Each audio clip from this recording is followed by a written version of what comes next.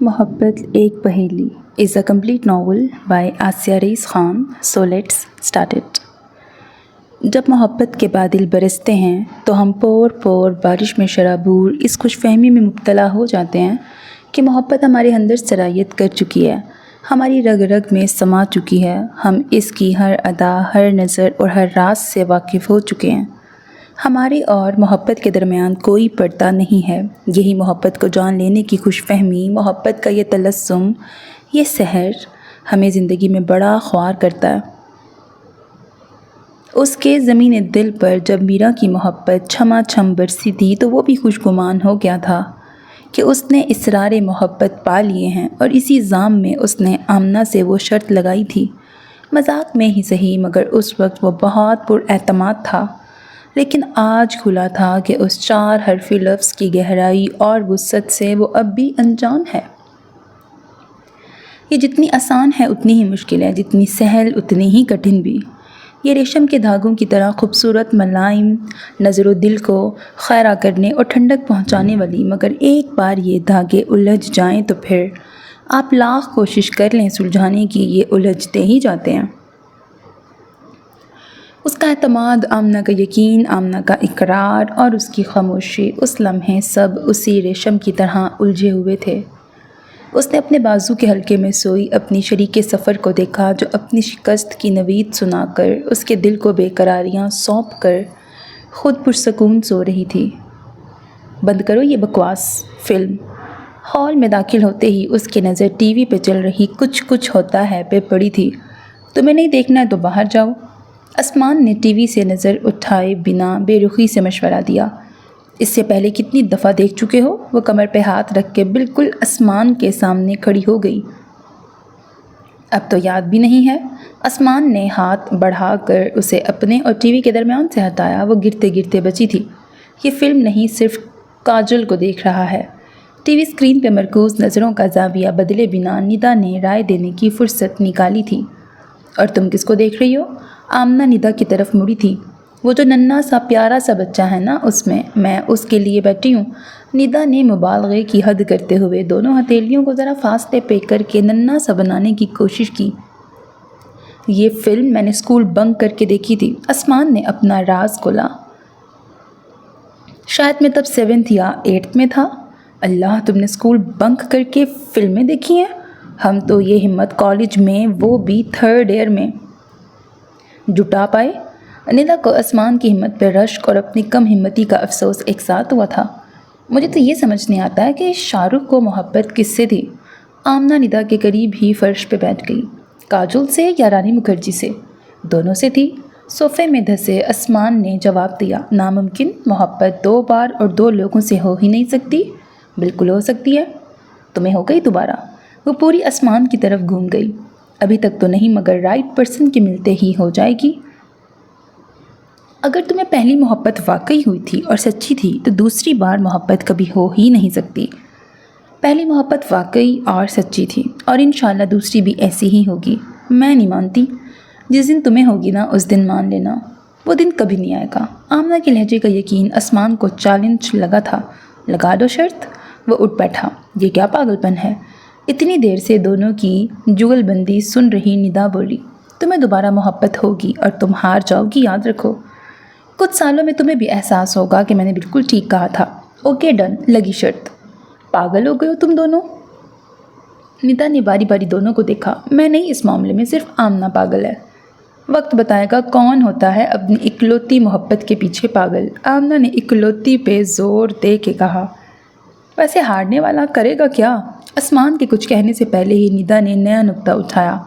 وہ تب کی تب دیکھا جائے گا۔ عثمان دوبارہ فلم کی طرف متوجہ ہو گیا تھا۔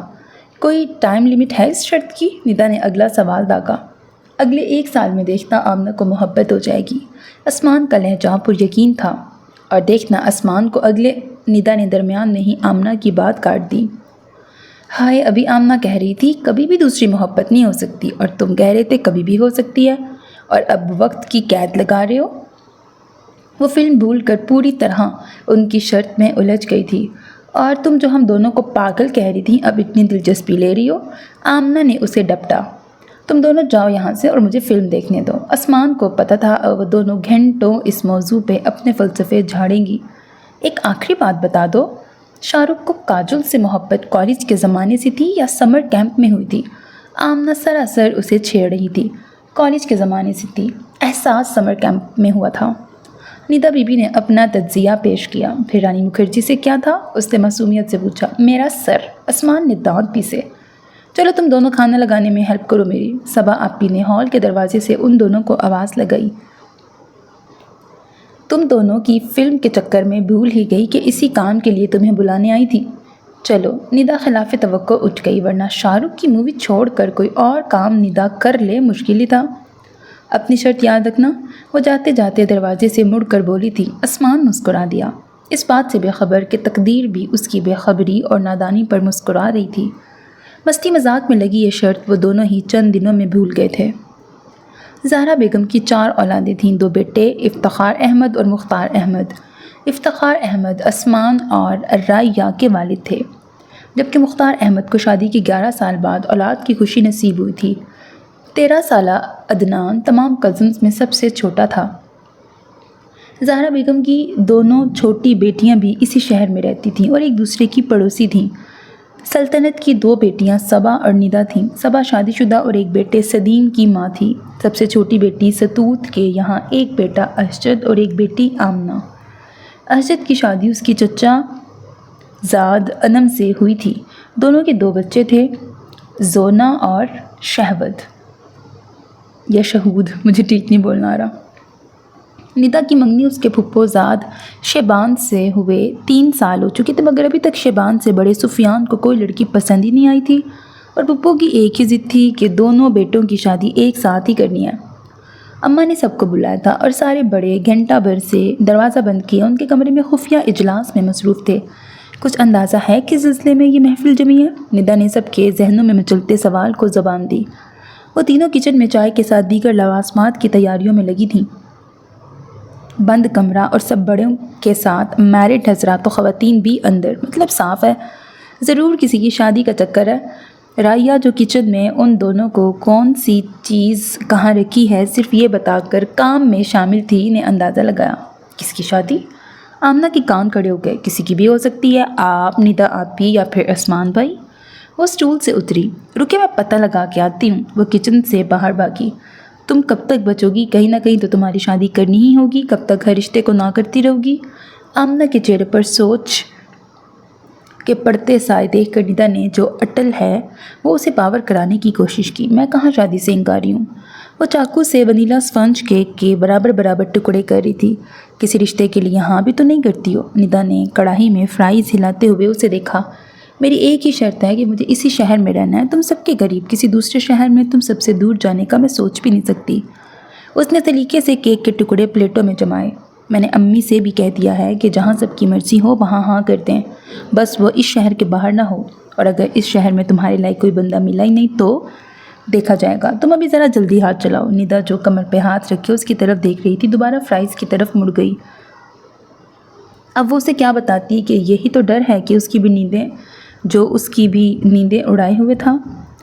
چلے، محفل برخاست ہو گئی اور سب کو چائے کی طلب ہو رہی ہے۔ تبھی رائیہ واپس آئی۔ کچھ پتہ چلا؟ آمنہ نے بے صبری سے پوچھا۔ باہر آئیں، سب پتہ چل جائے گا۔ وہ کیک اور چپس کی پلیٹیں اٹھا کے باہر نکل گئی۔ اتنا سسپینس؟ دونوں نے ایک دوسرے کو دیکھا اور اپنی رفتار بڑھائی۔ وہ دونوں ابھی کچن سمیٹ ہی رہی تھیں کہ انم بھابھی اور صبا آپی آ گئی۔ انہوں نے بتایا کہ ماموں جان کے دوست کے بیٹے کا پروپوزل رائیہ کے لیے آیا ہے اور سب کو پسند بھی ہے۔ جب وہ اماں کے کمرے میں پہنچی تو سب وہاں سے جا چکے تھے۔ عثمان جو کچھ دیر پہلے ہی باہر سے آیا تھا اماں کی عدالت میں اپنے اعترافات پیش کر رہا تھا۔ عثمان جو کچھ دیر پہلے ہی باہر سے آیا تھا اماں کی عدالت میں اپنے اعتراضات پیش کر رہا تھا۔ رائی تو بھی بچی ہے، یہ ندا کی شادی کر دیں یا پھر یہ آمنہ کا رشتہ طے کر دیں۔ وہ اماں کے پیروں کے قریب فرش پہ بیٹھا تھا۔ ان دونوں کے نظر آتے ہی اسے ان کی شادیاں بھی یاد آ گئیں۔ ویسے بھی رائی ان دونوں سے چھوٹی ہے، اس لیے ان کو پہلے نکالیں، بوڑھی ہو رہی ہیں۔ ہم بوڑھی نہیں ہو رہی بلکہ تم بڈھے ہو گئے ہو، ندا تل ملائی۔ یہ نصیب کی باتیں ہیں بیٹا، آج رائیہ کا نصیب جاگا ہے، کل آمنہ کی باری ہوگی۔ رہی ندا تو پتہ نہیں کس حور پری کا انتظار ہے سفیان کو۔ تو آنٹی سے کہیں سفیان کو چھوڑیں اور شیبان کو بلائیں۔ مسکت سے اور ان دونوں کی شادی کر دیں؟ اس نے ندا کے دل کی بات کر کے اسے اپنی طرف کرنا چاہا۔ رائی تو بہت چھوٹی ہے، اللہ تمہاری زبان مبارک کرے۔ ندا نے چپکے سے دل میں دعا کی اور آسمان کو گھورا۔ اب اتنی چھوٹی بھی نہیں ہے رائیا جتنا تم واویلا کر رہے ہو، انم بھابھی نے کہا۔ ہاں تو تم چپ ہی رہو، اتنے دنوں کے بعد کسی فنکشن اور شادی بیاہ کا ذکر ہو رہا ہے، یہ نہیں کہ خوشی مناؤ، لگے اعتراض کرنے۔ صبا آپی نے بھی اسے لتاڑا۔ اماں آپ تو سمجھیں۔ ان سب سے مایوس ہو کے وہ پھر اماں کی طرف مڑا۔ گھر میں رائی اور عدنان کی وجہ سے ہی تو رونق ہے، اس میں بھی آپ رائی کو دوسرے گھر روانہ کر دیں تو گھر قبرستان لگے گا۔ یہ بدفعلی تو منہ سے نہ نکالو۔ اماں نے ہول کر آسمان کے شانے پہ ہاتھ مارا۔ اس کا ایک حل ہے۔ اتنی دیر سے سامنے بنی رائیا نے زبان کھولی۔ ساری نظریں اس پہ ٹہر گئیں۔ آسمان پورا اس کی سمت گھوم گیا۔ فوراً آسمان بھائی کی شادی کرتے ہیں، اس نے سب کے دل کی بات کو زبان دی تھی۔ سال 2 سال میری شادی کا سوچنا بھی مت۔ وہ بدمزہ ہو کے پہلی والی پوزیشن میں پھر اماں کی جانب مڑ گیا۔ واہ، تو گھر کی رونق کے نام پہ میں شادی نہ کروں؟ بے ساختہ ہی رائیا کی زبان پھسلی تھی۔ اگلے ہی پل وہ منہ پہ ہاتھ رکھ کے باہر بھاگی۔ سب کے کہیں بھی رائیا کے جملے کی طرح بے ساختہ تھے۔ لو، اب یہ اپنے منہ سے خود کہہ رہی ہے۔ اس کی بے باکی پہ اماں کے چہرے پہ حیرانی اور آواز میں صدمہ تھا۔ کچھ سبق لو اس سے۔ آسمان نے ندا اور آمنہ کو مخاطب کیا۔ تم دونوں کو بھی خود اپنی زبان سے یہ فرمائش کرنی پڑے گی۔ ارے اب تم ان معصوم لڑکیوں کو تو مت بہکاؤ۔ صبا آپی نے اس کی پیٹھ پہ دھموکا جڑا۔ ابھی صرف بات چیت ہو رہی ہے، آج کل میں شادی تھوڑی نہ کر رہے ہیں۔ لڑکے کی نئی نئی نوکری ہے اور اس دور کے لڑکے تو میری سمجھ سے پرے ہیں۔ نوکری مل جانے کے بعد بھی انہیں سال 2 سال، اور تمہارے جیسوں کو تو پتہ نہیں کتنے سال شادی نہیں کرنی ہوتی۔ اماں نے اسے دلاسا دینا چاہا۔ ویسے قاعدے سے تو فی الحال بلکہ فوراً تمہاری شادی ہونی چاہیے۔ انم بھابھی نے اسے گھیرنے کی تیاری کی۔ میں یہاں رائی کی شادی روکنے کی بات کر رہا ہوں اور درمیان میں آپ میری شادی گھسیٹ رہی ہیں۔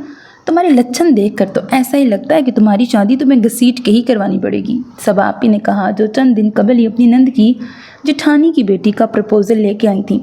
ہاں تمہاری شادی ضرور آج کل میں ہو سکتی ہے۔ اماں نے محبت لٹاتی نظریں آسمان پہ ٹکائیں۔ میری شادی کے لیے ایک عدد لڑکی درکار ہوگی، پہلے وہ تو ملے۔ اپنی دانست میں آسمان نے بڑے پتے کی بات کی تھی۔ لڑکی بھی مل جائے گی، تم حامی تو بھرو، اماں نے کہتے ہوئے سب سے بے نیاز سوچ میں گم کیک اور چائے سے انصاف کرتی آمنہ کو دیکھا، اور ان کی نظروں کا تعاقب کرتی ندا کا منہ کھلا کا کھلا رہ گیا۔ صبا آپی، احتشام بھائی آئے ہیں، عدنان نے اندر جھانک کر اطلاع دی اور وہیں سے پلٹ گیا۔ اتنی جلدی آ گئے؟ صبا آپی کے ساتھ انم بھابھی بھی چلی گئیں۔ مجھے بھی ذرا باہر لے چلو، اماں نے اٹھتے ہوئے آسمان سے کہا تو وہ انہیں سہارا دے کے باہر لے گیا۔ تم کس مراقبے میں ہو؟ چلو۔ آمنہ نے کمرے میں پہلے سارے کپ اٹھا کے ٹرے میں رکھتے ہوئے ندا کو آواز دی۔ تمہیں پتہ ہے اماں نے آسمان کے لیے لڑکی ڈھونڈ لی ہے۔ ندا لمبی سانس لے کے کھڑی ہو گئی۔ ہاں کون؟ اس اچانک خبر پہ وہ حسب توقع چونکی۔ تم؟ ندا نے گویا اطمینان سے دھماکہ کیا۔ ہاں میں؟ تمہیں کس نے کہا؟ اماں نے؟ نہیں، مگر میرا اندازہ بالکل درست ہے۔ تم نا، آمنہ نے بری طرح اسے گھورا، ٹی وی سیریلز دیکھنا کم نہیں بند ہی کر دو تم۔ ذرا صبر کرو، جلدی میری مرید ہو جاؤ گی۔ ندا کے پر یقین لہجے پہ وہ بڑبڑاتے ہوئے باہر نکل گئی۔ لیکن چند دنوں بعد اماں نے یہی بات اس سے کہی تو وہ جتنی حیران ہوئی اتنی ہی ندا کے اندازوں اور قیاسوں کی قائل بھی ہو گئی۔ میری تو ہمیشہ سے یہ خواہش تھی مگر میرے کچھ کہنے سے پہلے ہی حالات ایسے ہو گئے کہ یہ خواہش مجھے اپنے تک ہی محدود رکھنی پڑی۔ ابھی کچھ دن پہلے نفیسہ نے ذکر چھیڑا، اس کی بھی سالوں سے یہ تمنا ہے کہ تم آسمان کی دلہن بنو۔ وہ صحیح وقت کا انتظار کر رہی تھی۔ اسے لگتا ہے کہ مزید آسمان کی مرضی پہ یہ معاملہ چھوڑا تو وہ خود سے تو شاید کبھی نہ کہے، اس لیے اب نفیسہ نے جلدی اس کی شادی کا فیصلہ کر کے سب کچھ طے کرنے کے بعد اسے صرف اطلاع دینے کا منصوبہ بنایا ہے۔ میں نے ستوت اور ظفر سے بات کر لی ہے، وہ دونوں بھی اس رشتے کے لیے راضی ہیں۔ وہ خاموشی سے سن رہی تھی۔ وہ دونوں کزنس تھے اور دونوں شادی کے لائق۔ گھر والوں کا ان دونوں کے لیے یوں سوچنا فطری تھا، بلکہ ملنے ملانے اور جان پہچان والوں میں تو اکثر کو یقین تھا کہ اندر ہی اندر دونوں کی نسبت طے ہے، لیکن اس کے لیے پہلی بار تھا کہ یہ خیال اماں کی بات سننے کے بعد اس کے کانوں سے ہوتا، اس کے ذہن و دل تک پہنچا تھا۔ ندا کی بات کو اس نے نہ دوبارہ سوچا تھا، نہ کوئی اہمیت دی تھی۔ وہ ایک برا تجربہ تھا، ایک برا خواب جو گزر گیا۔ اماں نے اس کے سر پہ ہاتھ رکھا تو وہ اپنی ہتھیلیوں سے نظر اٹھا کے انہیں دیکھنے لگی۔ مجھے پورا یقین ہے کہ تم دونوں ایک دوسرے کے لیے ہی بنے ہو۔ پتہ نہیں، اچانک یہ میری تو کچھ سمجھ میں نہیں آ رہا۔ تم آرام سے سوچ کے جواب دو، مگر زیادہ وقت مت لینا۔ آپ نے آسمان سے پوچھا؟ کچھ دیر سوچنے کے بعد اس نے اماں سے سوال کیا، کہہ تو رہی ہوں نفیسہ سب طے کرنے کے بعد اس سے بات کرے گی۔ آپ آسمان سے پوچھیں، اگر وہ راضی ہے تو پھر میری بھی ہاں ہے۔ بڑا آسان سا فیصلہ تھا۔ جیتی رہو۔ اماں نے خوش ہو کے دعا دی۔ انہیں یقین تھا کہ آسمان انکار نہیں کرے گا۔ شادی اس کے لیے زندگی میں کیے جانے والے کاموں کی طرح ایک کام ہی تھا جسے پورا کیے بغیر کوئی چارہ نہیں تھا۔ کسی اجنبی انجان شخص کے ساتھ اپنی زندگی بانٹنا ہی تھی تو پھر وہ آسمان کیوں نہیں، جو اس کا کزن ہی نہیں دوست بھی تھا اور سب سے بڑھ کر اس کے ماضی سے واقف تھا۔ کچھ توقعات اسے بالکل نہیں تھیں اور وہ جانتی تھی کہ آسمان کو پتہ ہے کہ ایسی ہی کچھ توقعات اس سے وابستہ نہیں کی جا سکتی، اور اگر اس کے باوجود بھی وہ راضی ہو جاتا تو اس کو کیا اعتراض ہو سکتا ہے بھلا؟ کوئی کام ہے اماں؟ وہ شاذ و نادر ہی یوں اسے کمرے میں بلاتی تھیں۔ ہاں، بہت ضروری۔ رایا کے منگنی کی تاریخ طے ہو گئی تھی۔ اسے لگا اس سلسلے میں کوئی کام ہوگا۔ بتائیں، ابھی کر دیتا ہوں۔ اماں اس کی بات پہ مسکرائیں۔ وہ ایسے کھڑے کرنے والا کام نہیں ہے۔ انہوں نے ہاتھوں سے جھٹک کر صوفے کی نادیدہ دھول صاف کی۔ بیٹھو یہاں۔ وہ تابعداری سے ان کے بازو میں بیٹھ گیا۔ اگر تم نے ہم سب کی بات مان لی ہوتی تو آج ہم تمہارے بچے کھلا رہے ہوتے۔ اماں کی تمہید پہ اس نے ایک سرد آہ بھری۔ اس کے اس انداز پہ اماں نے اسے کڑی نظر سے گھورا۔ یہی، انہوں نے انگلی سے اس کی طرف اشارہ کیا، تمہاری انہی حرکتوں کی وجہ سے ہم سب نے تمہاری شادی طے کر دی ہے۔ بس تم یہ بتا دو کہ تمہیں آفس سے چھٹیاں کب اور کتنی ملیں گی تاکہ ہم اس کے مطابق آگے کی تیاریاں کریں۔ واو، وہ زور سے ہنس دیا۔ آپ تو اچھا دھماکہ کر لیتی ہیں۔ مذاق نہیں، میں سنجیدہ ہوں۔ اوکے، میں آفس میں بات کرنے کے بعد بتاتا ہوں آپ کو چھٹیوں کے بارے میں۔ وہ ہنستے ہوئے کھڑا ہوا۔ ویسے یہ آپ نے ہی سوچا یا کسی اور کا آئیڈیا تھا؟ اس میں سارا گھر شامل ہے۔ ان کی بات پر وہ سر ہلاتا ہوا دروازے کی طرف بڑھا۔ لڑکی کا نام نہیں پوچھو گے؟ اماں کی مسکراہٹ چہرے پر ہی نہیں، آواز اور لہجے میں بھی تھی۔ وہ ٹھٹک کے رکا۔ اماں کی معنی کی اس خاموشی پہ اسے مڑنا ہی پڑا۔ کیا نام ہے؟ آمنہ ظفر۔ وہ واپس صوفے پہ ان کے پاس آ کے بیٹھ گیا۔ اماں، آمنہ؟ سب طے ہو گیا ہے بڑوں کے درمیان۔ ہر کوئی راضی اور خوش ہے اور جلد سے جلد یہ شادی نپٹانا چاہتے ہیں۔ آپ سب نے آمنہ سے پوچھا یا میری طرح اسے بھی صرف اطلاع دی ہے؟ وہ ایک دم سنجیدہ ہو گیا۔ آمنہ سے میں نے خود پوچھا تھا۔ پھر کیا؟ اس نے کیا جواب دیا؟ آسمان کے سوال پر اماں نے جز بز ہو کے اسے دیکھا۔ اس نے کہا، آسمان راضی ہے تو پھر میری بھی ہاں ہے۔ اور آپ نے میری مرضی پوچھی کہاں؟ وہ ناراضگی سے بولا۔ کیوں، تم کیا انکار کرنے والے ہو؟ اماں کی آواز سخت تھی۔ اگر کر دوں تو؟ مجھے پتہ ہے تم انکار نہیں کرو گے۔ ان کے یقین اور اطمینان پہ وہ جھنجھلا گیا۔ یہ بلیک میلنگ ہے سراسر۔ اس کا لہجہ شکایتی تھا۔ سچ سچ کہو، آمنہ کے لیے انکار کی کیا وجہ ہے تمہارے پاس؟ اماں نے سیدھا سوال کیا۔ اس نے محبت کی تھی اور بہت بہت ٹوٹ کے کی تھی۔ ان دونوں کا ساتھ بڑا مختصر تھا، مگر اس مختصر وقت کی محبت سے سنبھلنے میں اسے بہت وقت لگا تھا، بہت وقت۔ اس نے بے شمار راتیں تڑپتے روتے اور جاگ جاگ کے گزاری تھیں۔ اسے تب لگتا تھا کہ یہ درد کبھی نہ کم ہوگا، نہ ختم ہوگا، مگر وقت وہ مرہم ہے جو ہر درد کا علاج کر دیتا ہے، ہر زخم کو دھندلا دیتا ہے۔ اگر یہ معالج نہ ہو تو کتنی ہی زندگیاں ٹھہر جائیں، رک جائیں۔ وہ بھی سنبھل ہی گیا تھا۔ وہ پوری ایمانداری اور خلوص کے ساتھ اپنی آئندہ زندگی بھرپور طریقے سے جینا چاہتا تھا، اور یہی وجہ تھی کہ وہ اب تک شادی ٹالتا آ رہا تھا، کیونکہ اسے اب بھی کئی شبہات تھے کہ وہ اس کی زندگی میں آنے والی کے ساتھ 100% مخلص اور ایماندار رہ پائے گا۔ کیا وہ اپنا ماضی اسے بتا پائے گا؟ کیا اسے ماضی کے متعلق بتانا مناسب ہوگا؟ وہ جتنا سوچتا اتنا ہی الجھتا جاتا۔ اس کے سینے کا ایک ویران اور تاریک گوشہ نہ آباد ہوتا تھا نہ روشن۔ وہاں ابھی بھی وہی وقت ٹھہرا ہوا تھا جہاں محبت اس سے بچھڑی تھی۔ اسی کشمکش اور بے یقینی کے کارن وہ اب تک کوئی فیصلہ نہیں کر پایا تھا۔ آمنہ سب جانتی تھی، اسے کوئی پردہ نہیں تھا۔ بطور کزن اور دوست وہ اسے پسند تھی۔ فیصلے پر پہنچنے سے پہلے اس نے اپنے اندر کا کچھ جان کر یا انجانے میں مگر نظر پھیر کر نظر انداز ضرور کیا تھا۔ کتنا بھی سوچ لو، تمہیں آمنہ کے لیے انکار کی کوئی وجہ نہیں ملے گی۔ اس کی پرسوچ خاموشی پہ اماں نے کہا تو وہ اپنے خیالوں سے باہر نکلا۔ آپ سب فیصلہ کر ہی چکے ہیں تو اب میں کیا کر سکتا ہوں؟ اس نے مصنوعی بے چارگی طاری کی۔ جیتے رہو۔ اماں نے اس کی بلائیں لے ڈالیں۔ آسمان آمنہ سے بات کرنا چاہ رہا تھا، مگر اگلے دن ہی اسے ہفتہ بھر کے لیے بنگلور جانا پڑا۔ وہ فارمیسی مکمل کرنے کے بعد فارماسیوٹیکل کمپنی میں جاب کرتا تھا۔ جاب کے ساتھ ساتھ اس نے MBA بھی مکمل کر لیا، جس کے بعد اس کے پروموشن کے ساتھ ساتھ اس کے یہ بیرون شہر اور بیرون ملک دورے بھی شروع ہو گئے تھے۔ اس کی واپسی رائیا کے منگنی والے دن ہوئی تھی۔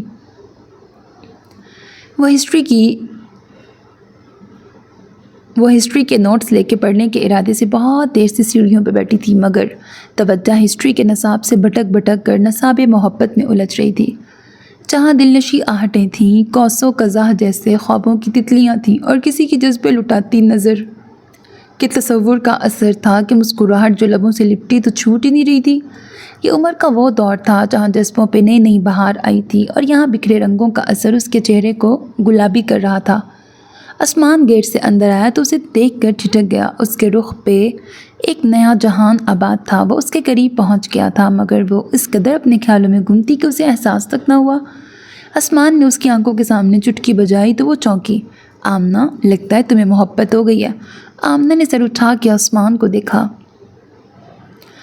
پل بھر کے لیے اس کی آنکھوں میں حیرت ابھری۔ ذرا آئینے میں اپنا چہرہ دیکھنا، یہ جادو صرف محبت ہی کر سکتی ہے۔ آسمان نے اس کے چہرے کے سامنے انگلی دائرے کی شکل میں گھماتے ہوئے کہا، مجھے بھی ایسا ہی لگتا ہے۔ آمنہ نے سر ہلا کے اس کی تائید کی اور اندر دوڑ گئی۔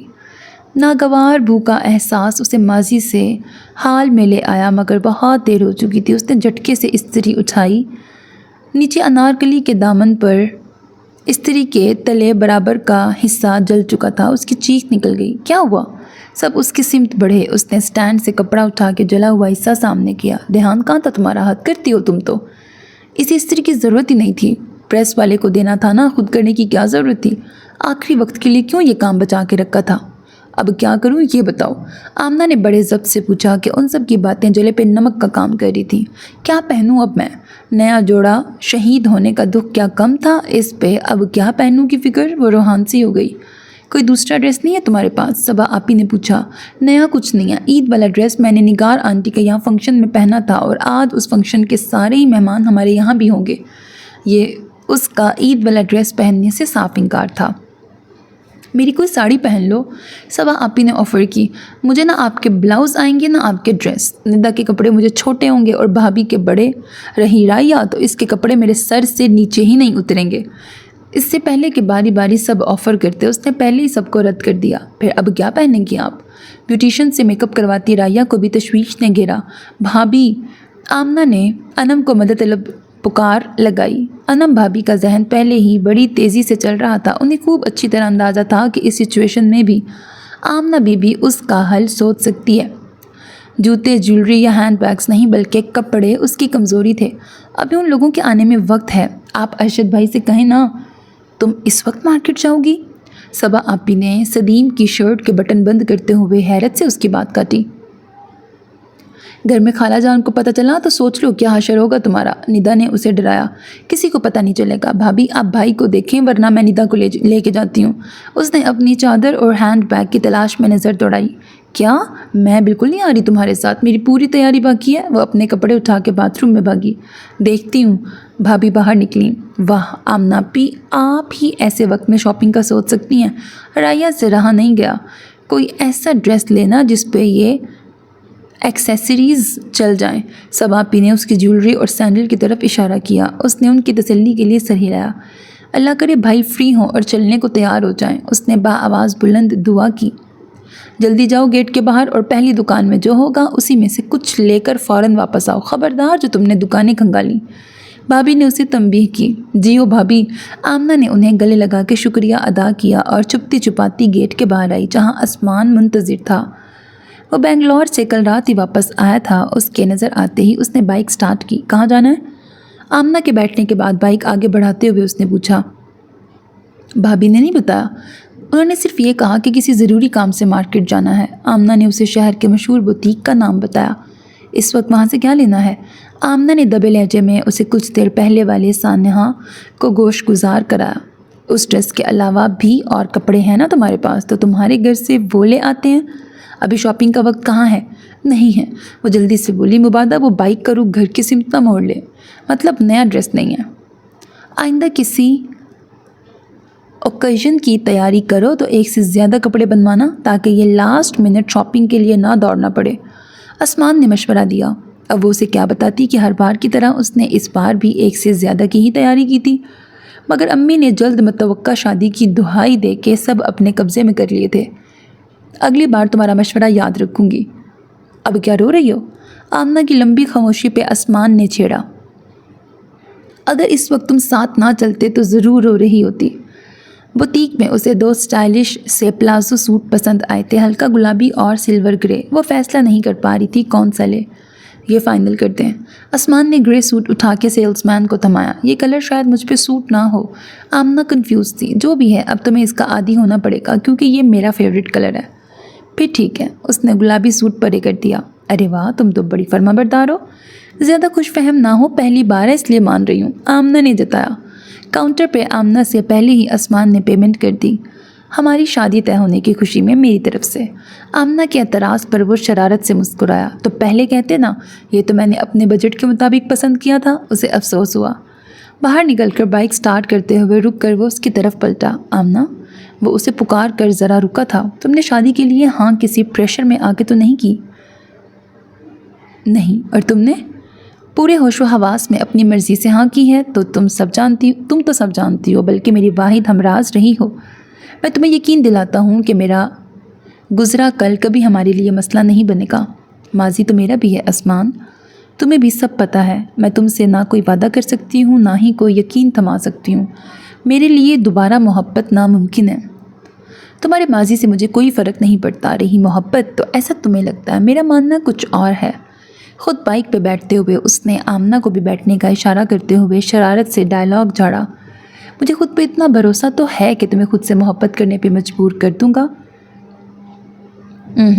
आमना ने ज़बान से तो ही कहा, मगर दिल में सोचा कि काश ऐसा ही हो। शादी के लिए अभी कोई तारीख फ़ाइनल नहीं की गई थी, लेकिन सब बकरा ईद के बाद शादी पर मुत्तफिक थे, जिसमें अभी तकरीबन 1 माह से ज़्यादा का वक्त था। ख़वातीन की तैयारियां शुरू हो चुकी थीं। आज भी अम्मी और खाला को लेके वो दोनों अम्मा की तरफ आई थी। यहाँ आके मालूम हुआ कि आसमान उन्हें अस्पताल लेके गया। क्यों? सब खैरियत तो है? कई दिनों से अम्मा घबराहट और बेचैनी की शिकायत कर रही हैं, लेकिन डॉक्टर के पास और अस्पताल जाने को भी तैयार नहीं थी। छोटी मुमानी बताने लगी, कल रात सीने में हल्के दर्द की शिकायत कर रही थी, इसलिए आसमान ने आज छुट्टी की है और उनकी ना के बावजूद सुबह से ही उन्हें लेके निकला है। अल्लाह खैर करे। खाला परेशान हो उठी। इंशाल्लाह सब ठीक ही होगा, बड़ी मुमानी ने तसल्ली दी। हाँ, अल्लाह करे सब ठीक हो। अम्मी ने भी अच्छी उम्मीद बंधाई। उनके आने से पहले हम कुछ काम निपटा लें। छोटी मुमानी ने सबका ध्यान बटाना चाहा। हाँ, ये मेहमानों की लिस्ट बनाई है, अब इनमें कौन रह गया है और किस को कट करना है आप दोनों भी देख लें। अम्मी ने लिस्ट निकाल के दोनों के सामने रखी। आमना और निदा राया को ढूंढते हुए अम्मा के कमरे में आई तो वो मुंह फुलाए बैठी थी। अब तुम्हें क्या हुआ है? आमना ने उसकी बसोरती सूरत देख के पूछा। घर वाले जालिम समाज बन गए हैं। जहाँ तक मुझे याद है तुम मंगनीशुदा हो। निदा की हैरत बजा थी। वही तो, पहेलियाँ मत बुझवाओ, साफ साफ बताओ। आसिम ने मिलने की इजाज़त मांगी और घर वालों ने मुंह उठा के मना कर दिया। बिल्कुल ठीक किया। आमना की बात पर राया ने निदा को देखा कि वो पुरानी मंगनीशुदा थी, ज़रूर उसका दर्द समझेगी। इतनी लंबी मंगनी के बावजूद मैं और शबान व्हाट्सएप पे गुजारा करते हैं और तुम चंद दिन बल्कि चंद घंटों की मंगनी में मुलाकात की उम्मीद लगा बैठी हो। निदा ने मजलूमियत तारी की। आमना ने मलामती निगाहों से निदा को घूरा। तुम इसे नए रास्ते मत बताओ। और राया, घर वालों ने बिल्कुल ठीक किया। वो उसके करीब बैठ गई। तो फिर क्या फ़ायदा इंगेजमेंट का? राया का मूड मज़ीद बिगड़ा। कोई फ़ायदा नहीं इंगेजमेंट का। ये तो इस बात की भी 100% गारंटी नहीं देती है कि तुम्हारी शादी वहीं होगी जहाँ इंगेजमेंट हुई है। इस कदर बेएतबार ताल्लुक़ की बुनियाद पर कदम बढ़ाकर रिश्ता कायम करने से कबल ही आगे की मंजिलें तय कर लेना सरासर हमाकत है। आमना की बात कोई रद्द नहीं कर सकता था क्योंकि वो अपना तजर्बा बयान कर रही थी। उसने राया के हाथ थामे। राया, हम लड़कियों के एहसासात कदरे नाजुक होते हैं और दिल के मामलात में हम बड़ी जल्दबाज और खुश फहम होती हैं। एक ज़रा से इशारे पे ख्वाबों और ख्वाहिशों का जहान आबाद कर लेती हैं। इस जल्दबाजी की सज़ा भी अक्सर हमें जल्द ही मिल जाती है। हमारे नसीब की खुशियाँ और मुसरतें हमसे कोई नहीं छीन सकता, वो हर हाल में हमें मिलनी ही हैं। और अगर ज़रा सा सब्र और इंतज़ार हमें बहुत सारे अनचाहे दुखों और तकलीफ़ों से बचा सकता है तो अक्लमंदी सब्र और इंतज़ार में ही है ना। आप शायद ठीक कह रही हैं। तुम्हें पता है, आसिम की फैमिली वाले 2 साल बाद शादी का कह रहे थे और इस बात की वजह से उन्हें फ़ौरन ही इनकार कर दिया गया था। वो तो इनकार की वजह जानने के बाद वो लोग अगले साल ईद के बाद शादी के लिए राज़ी हुए। तो यहाँ भी सब ने संजीदगी से इस पे गौर किया। ایک ٹھوکر کے بعد کوئی بھی غیروں میں اتنی لمبی منگنی کے لیے تیار نہیں تھا۔ پرانی غلطی سے سبق لے کر ہی ملنے سے روکا ہے تمہیں؟ اس کا لہجہ ہی نہیں، چہرہ بھی اداس ہو گیا تھا۔ آمنہ اپی، آپ کی باتوں نے مجھے پوری طرح کنونس کر لیا ہے، تھینک یو۔ رائیہ مسکرائی، لیکن اس بات کے لیے عاصم کی امی نے فون کیا تھا اور انہیں یوں منہ اٹھا کے نہ بول دیا، مجھے یہ بالکل اچھا نہیں لگ رہا۔ عاصم کی امی سے کس نے بات کی تھی؟ شاید اماں نے۔ تو پھر پریشانی کس بات کی؟ اماں نے ہرگز منہ اٹھا کے انکار نہیں کیا ہوگا۔ ان کا سلجھا، مدلل اور قائل کرنے والا انداز تو تمہیں بھی پتہ ہے، اور تمہیں بڑی فکر ہو رہی ہے۔ مجھے یہ بالکل اچھا نہیں لگ رہا۔ ندا نے رائیہ کی نقل اتاری، کیوں نہ ہو، ہونے والے سسرال ہے میرا۔ اماں تمہاری یہ بے باکیاں سن لینا تو کل ہی شادی کر دیں تمہاری۔ آمنہ نے رائیہ کے سر پہ چپت لگائی۔ دوپہر کے وقت عثمان اور اماں بھی آ گئے۔ کئی سارے ٹیسٹ ہو چکے تھے اور پرسوں کا اینجیوگرافی کا اپائنٹمنٹ تھا۔ سبھی فکر مند ہو گئے تھے۔ اماں ہی سب کو تسلیاں دے رہی تھیں۔ ہسپتال کے مزید چکر اور اینجیوگرافی کے بعد ڈاکٹر نے فوراً اینجیوپلاسٹی تجویز کی تھی۔ آج چونکہ اینجیوگرافی کی رپورٹس ملنا تھیں، اس لیے سبھی اماں کی طرف اکٹھا تھے۔ آمنہ موسمی نزلہ زکام کی زد میں تھی، سو وہ گھر پڑی تھی۔ اماں کسی طرح بھی آپریشن کے لیے تیار نہیں تھیں، سب انہیں گھیرے بیٹھے تھے۔ دوا گولی سے جو علاج ہوتا ہے وہ سب کرواؤں، لیکن یہ چیر پھاڑ والے علاج سے دور رکھو مجھے۔ دوائیوں سے ممکن ہوتا تو آپریشن کی ضرورت ہی کہاں تھی؟ اتنی گزر گئی ہے، باقی بھی گزر ہی جائے گی۔ موت پر حق ہے، نہ یہ آپریشن اسے ٹال سکتا ہے، نہ ہی آپریشن نہ کرنا اسے وقت سے پہلے لا سکتا ہے۔ یہ سب ٹھیک ہے اماں، مگر علاج بھی تو سنت ہے، بڑے ماموں بولے تھے۔ ہاں، اور ڈاکٹر نے علاج آپریشن تجویز کیا ہے۔ چھوٹے ماموں نے بھائی کی تائید کی۔ اس کے بعد آپ کی تکلیف بھی ختم ہو جائے گی، گھبراہٹ، بے چینی اور درد سے راحت، کئی دوائیوں سے چھٹکارا مل جائے گا۔ عثمان صوفے سے اٹھ کے ان کے قدموں میں بیٹھ گیا، اور میں بھی ہاسپٹل کے بار بار کے چکروں سے بچ جاؤں گا۔ اس نے مسکین سی شکل بنائی۔ تم تو اپنی بچت کروانا چاہتے ہو۔ اس کی بات پہ اماں بھی مسکرائیں۔ ہاں بالکل۔ اس نے اماں کے گھٹنوں پہ ہاتھ رکھے۔ آپ دیکھیں سب کتنے پریشان ہیں، ایک چھوٹا سا آپریشن، کچھ دن ہاسپٹل میں قیام، اور سب مطمئن۔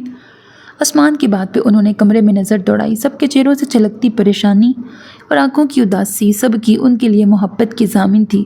اس دور میں جہاں گھر کے بزرگ کو ناکارہ اور غیر ضروری ہستی جان کر نظر انداز کیا جانا معمول تھا، سارے خاندان کی ان کے لیے تشویش اور فکر ان کے لیے نعمت سے کم نہ تھی۔ اماں کی آنکھیں بھر آئیں۔ ٹھیک ہے، جیسا تم سب چاہتے ہو کرو، مگر میری ایک شرط ہے، انہوں نے فیصلہ کن انداز میں کہا۔ سب کے چہرے کھل اٹھے۔ آپ حکم کریں بس، عثمان نے پورے جوش سے کہا۔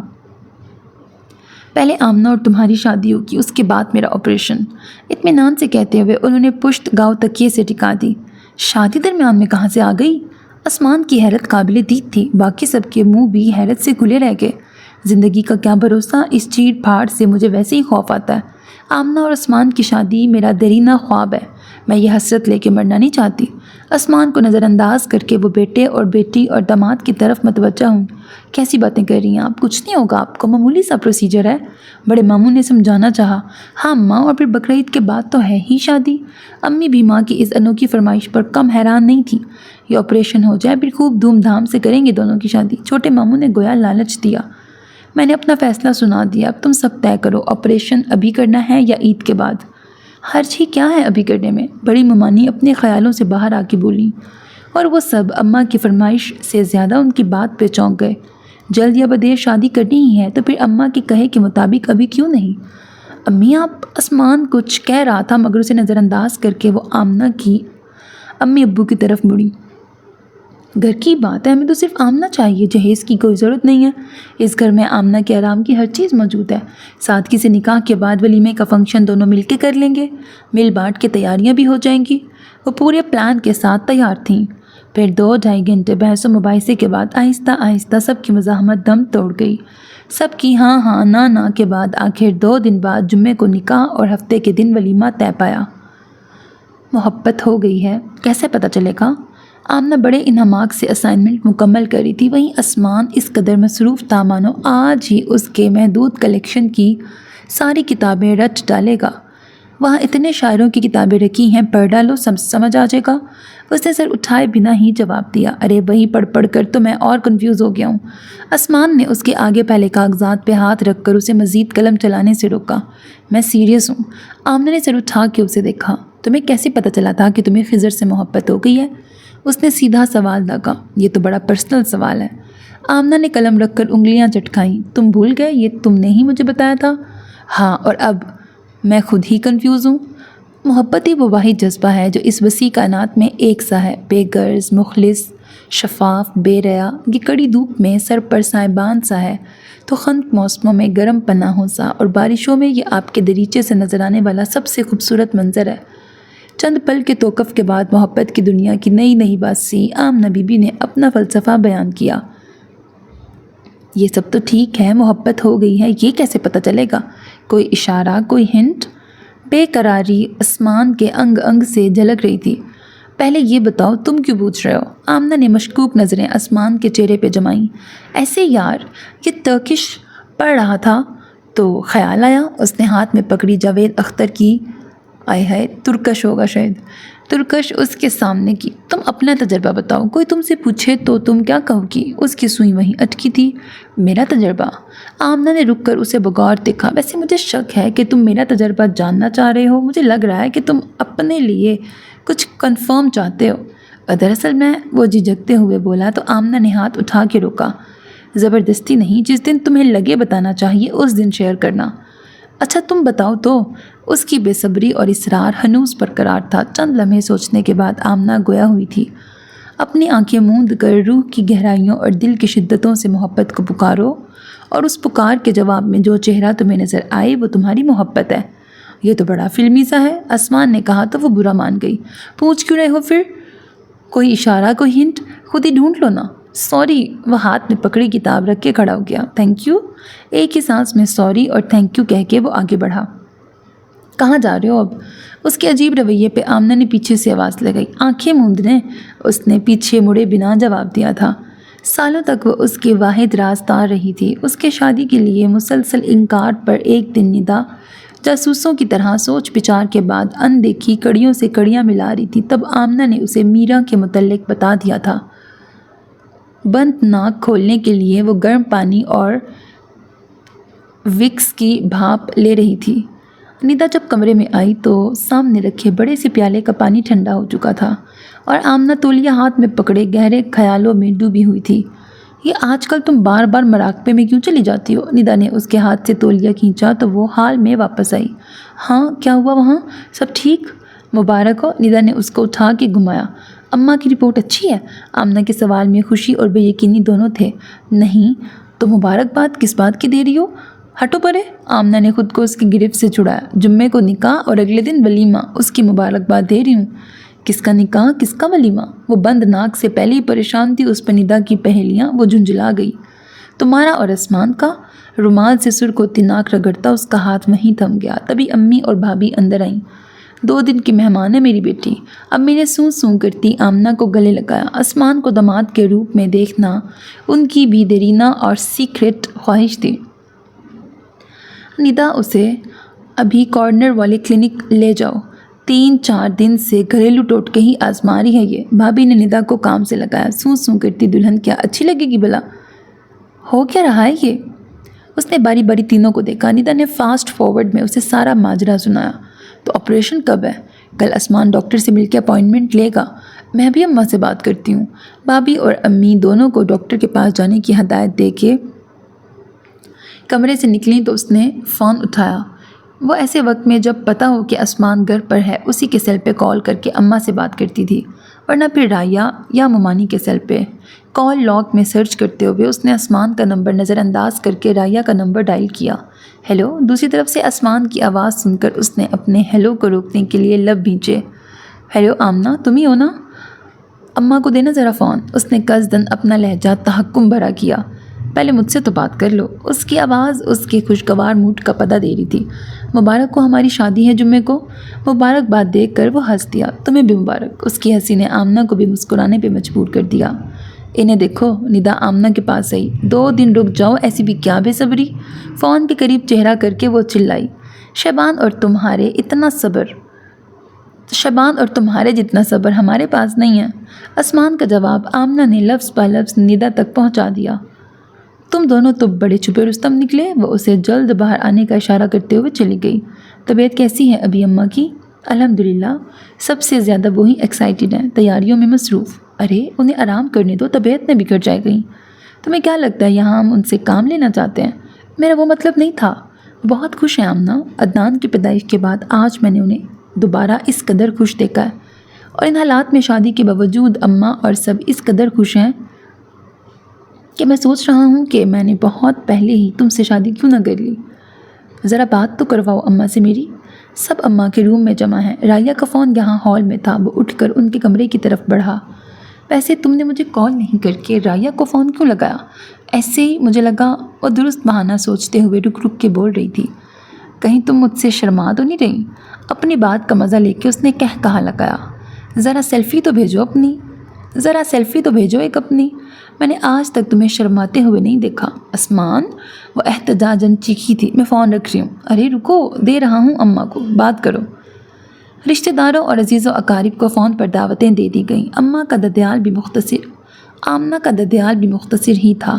ایک چاچا فیملی کے ساتھ سعودی میں مقیم تھے، ان کا آنا تو ممکن نہیں تھا۔ پھپھو قریبی شہر میں رہتی تھیں، وہ جمعرات کی صبح پہنچنے والی تھیں۔ اگلے دن ان سب کو اپنی شاپنگ نپٹانی تھی۔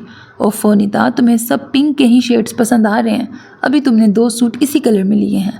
سب آپی نے اس کے ہاتھ سے گلابی ریڈی میڈ سوٹ لے کے ایک طرف کیا۔ پھر یہ بوٹل گرین کیسا رہے گا؟ ندا نے سامنے لگے ڈھیر سے دوسرا سوٹ کھینچا۔ ندا آپی، گرین کلر مجھے لینا ہے، اس لیے آپ اس پہ نظر نہ ڈالیں، کوئی اور کلر چوز کریں۔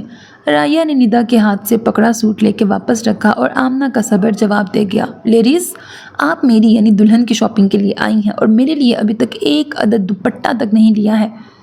وہ اس لیے کہ آپ ہستی خاص ہیں اور ہم نے آپ کے لیے سٹائلسٹ کا انتظام کیا ہے جو آپ کو شاپنگ کروائے گا۔ رائیہ نے اسے تسلی دینی چاہی۔ لو آ گیا تمہارا سٹائلسٹ بھی۔ بھابھی نے اس کے شانے کے اوپر سے باہر دیکھتے ہوئے کہا تو اس نے بھی مڑ کے دیکھا۔ باہر اسمان اپنی بائک کھڑی کر رہا تھا۔ کیا اسمان کا کیا کام؟ اس نے سچ میں سر پکڑ لیا۔ تمہاری شادی کی شاپنگ ہم اسمان کی جیب سے کریں گے، ندا نے ان چاروں کا منصوبہ بتایا۔ اسے کیا ہوا؟ اسمان اندر آیا تو آمنہ پر نظر پڑتے ہی پوچھا۔ آمنہ نہیں چاہتی کہ ہم تمہاری پسند سے شاپنگ کریں، صبا آپی نے اسے مزید چھیڑا۔ اچھا؟ اسمان نے منہ پھلائے بیٹھی آمنہ کو دیکھا۔ اٹھو، آمنہ اسے دیکھنے لگی۔ اٹھو تو صحیح۔ اسمان نے اسے اشارہ کیا۔ آپ لوگ آرام سے اپنی شاپنگ کریں، شام میں گھر پہ ملتے ہیں۔ دروازے کی طرف جاتے ہوئے اس نے آمنہ سے کہا، چلو۔ آمنہ کو جیسے ہی سمجھ آیا، وہ ایک دل جلانے والی مسکان ان سب کی طرف اچھال کر اسمان کے پیچھے دوڑی۔ وہ چاروں آنکھیں پھاڑے منہ کھولے دیکھتی رہ گئیں۔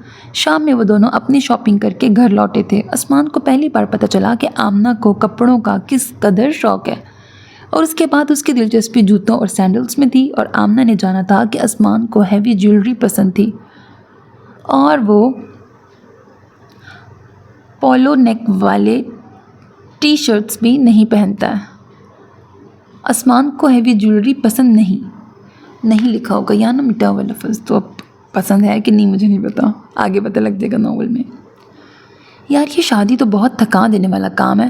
اندر آتے ہی اسمان بیڈ کے کنارے بیٹھ کر جوتے نکالتے ہوئے بولا۔ جوتے اتار کے اس نے اپنا رخ گھونگھٹ میں چھپی آمنہ کی طرف کیا۔ تم اس طرح کیوں بیٹھی ہو؟ تاکہ تم میرا گھونگھٹ اٹھا کے مجھے رونمائی دے سکو۔ اوہو، وہ ضروری ہے کیا؟ میں تو بھول ہی گیا۔ اس نے جیسے اچانک یاد آنے پر پیشانی پہ ہاتھ پھیرا۔ کوئی بات نہیں، تم ابھی جا کے لے آؤ، میں ایسے ہی ویٹ کرتی ہوں تمہارا۔ گھونگھٹ کے اندر ہی سر اٹھا کے آمنہ نے اسے دیکھا۔ اسمان نے مسکراتے ہوئے اس کے چہرے پہ پڑا دوپٹہ اٹھا کے اس کے سر پہ رکھا۔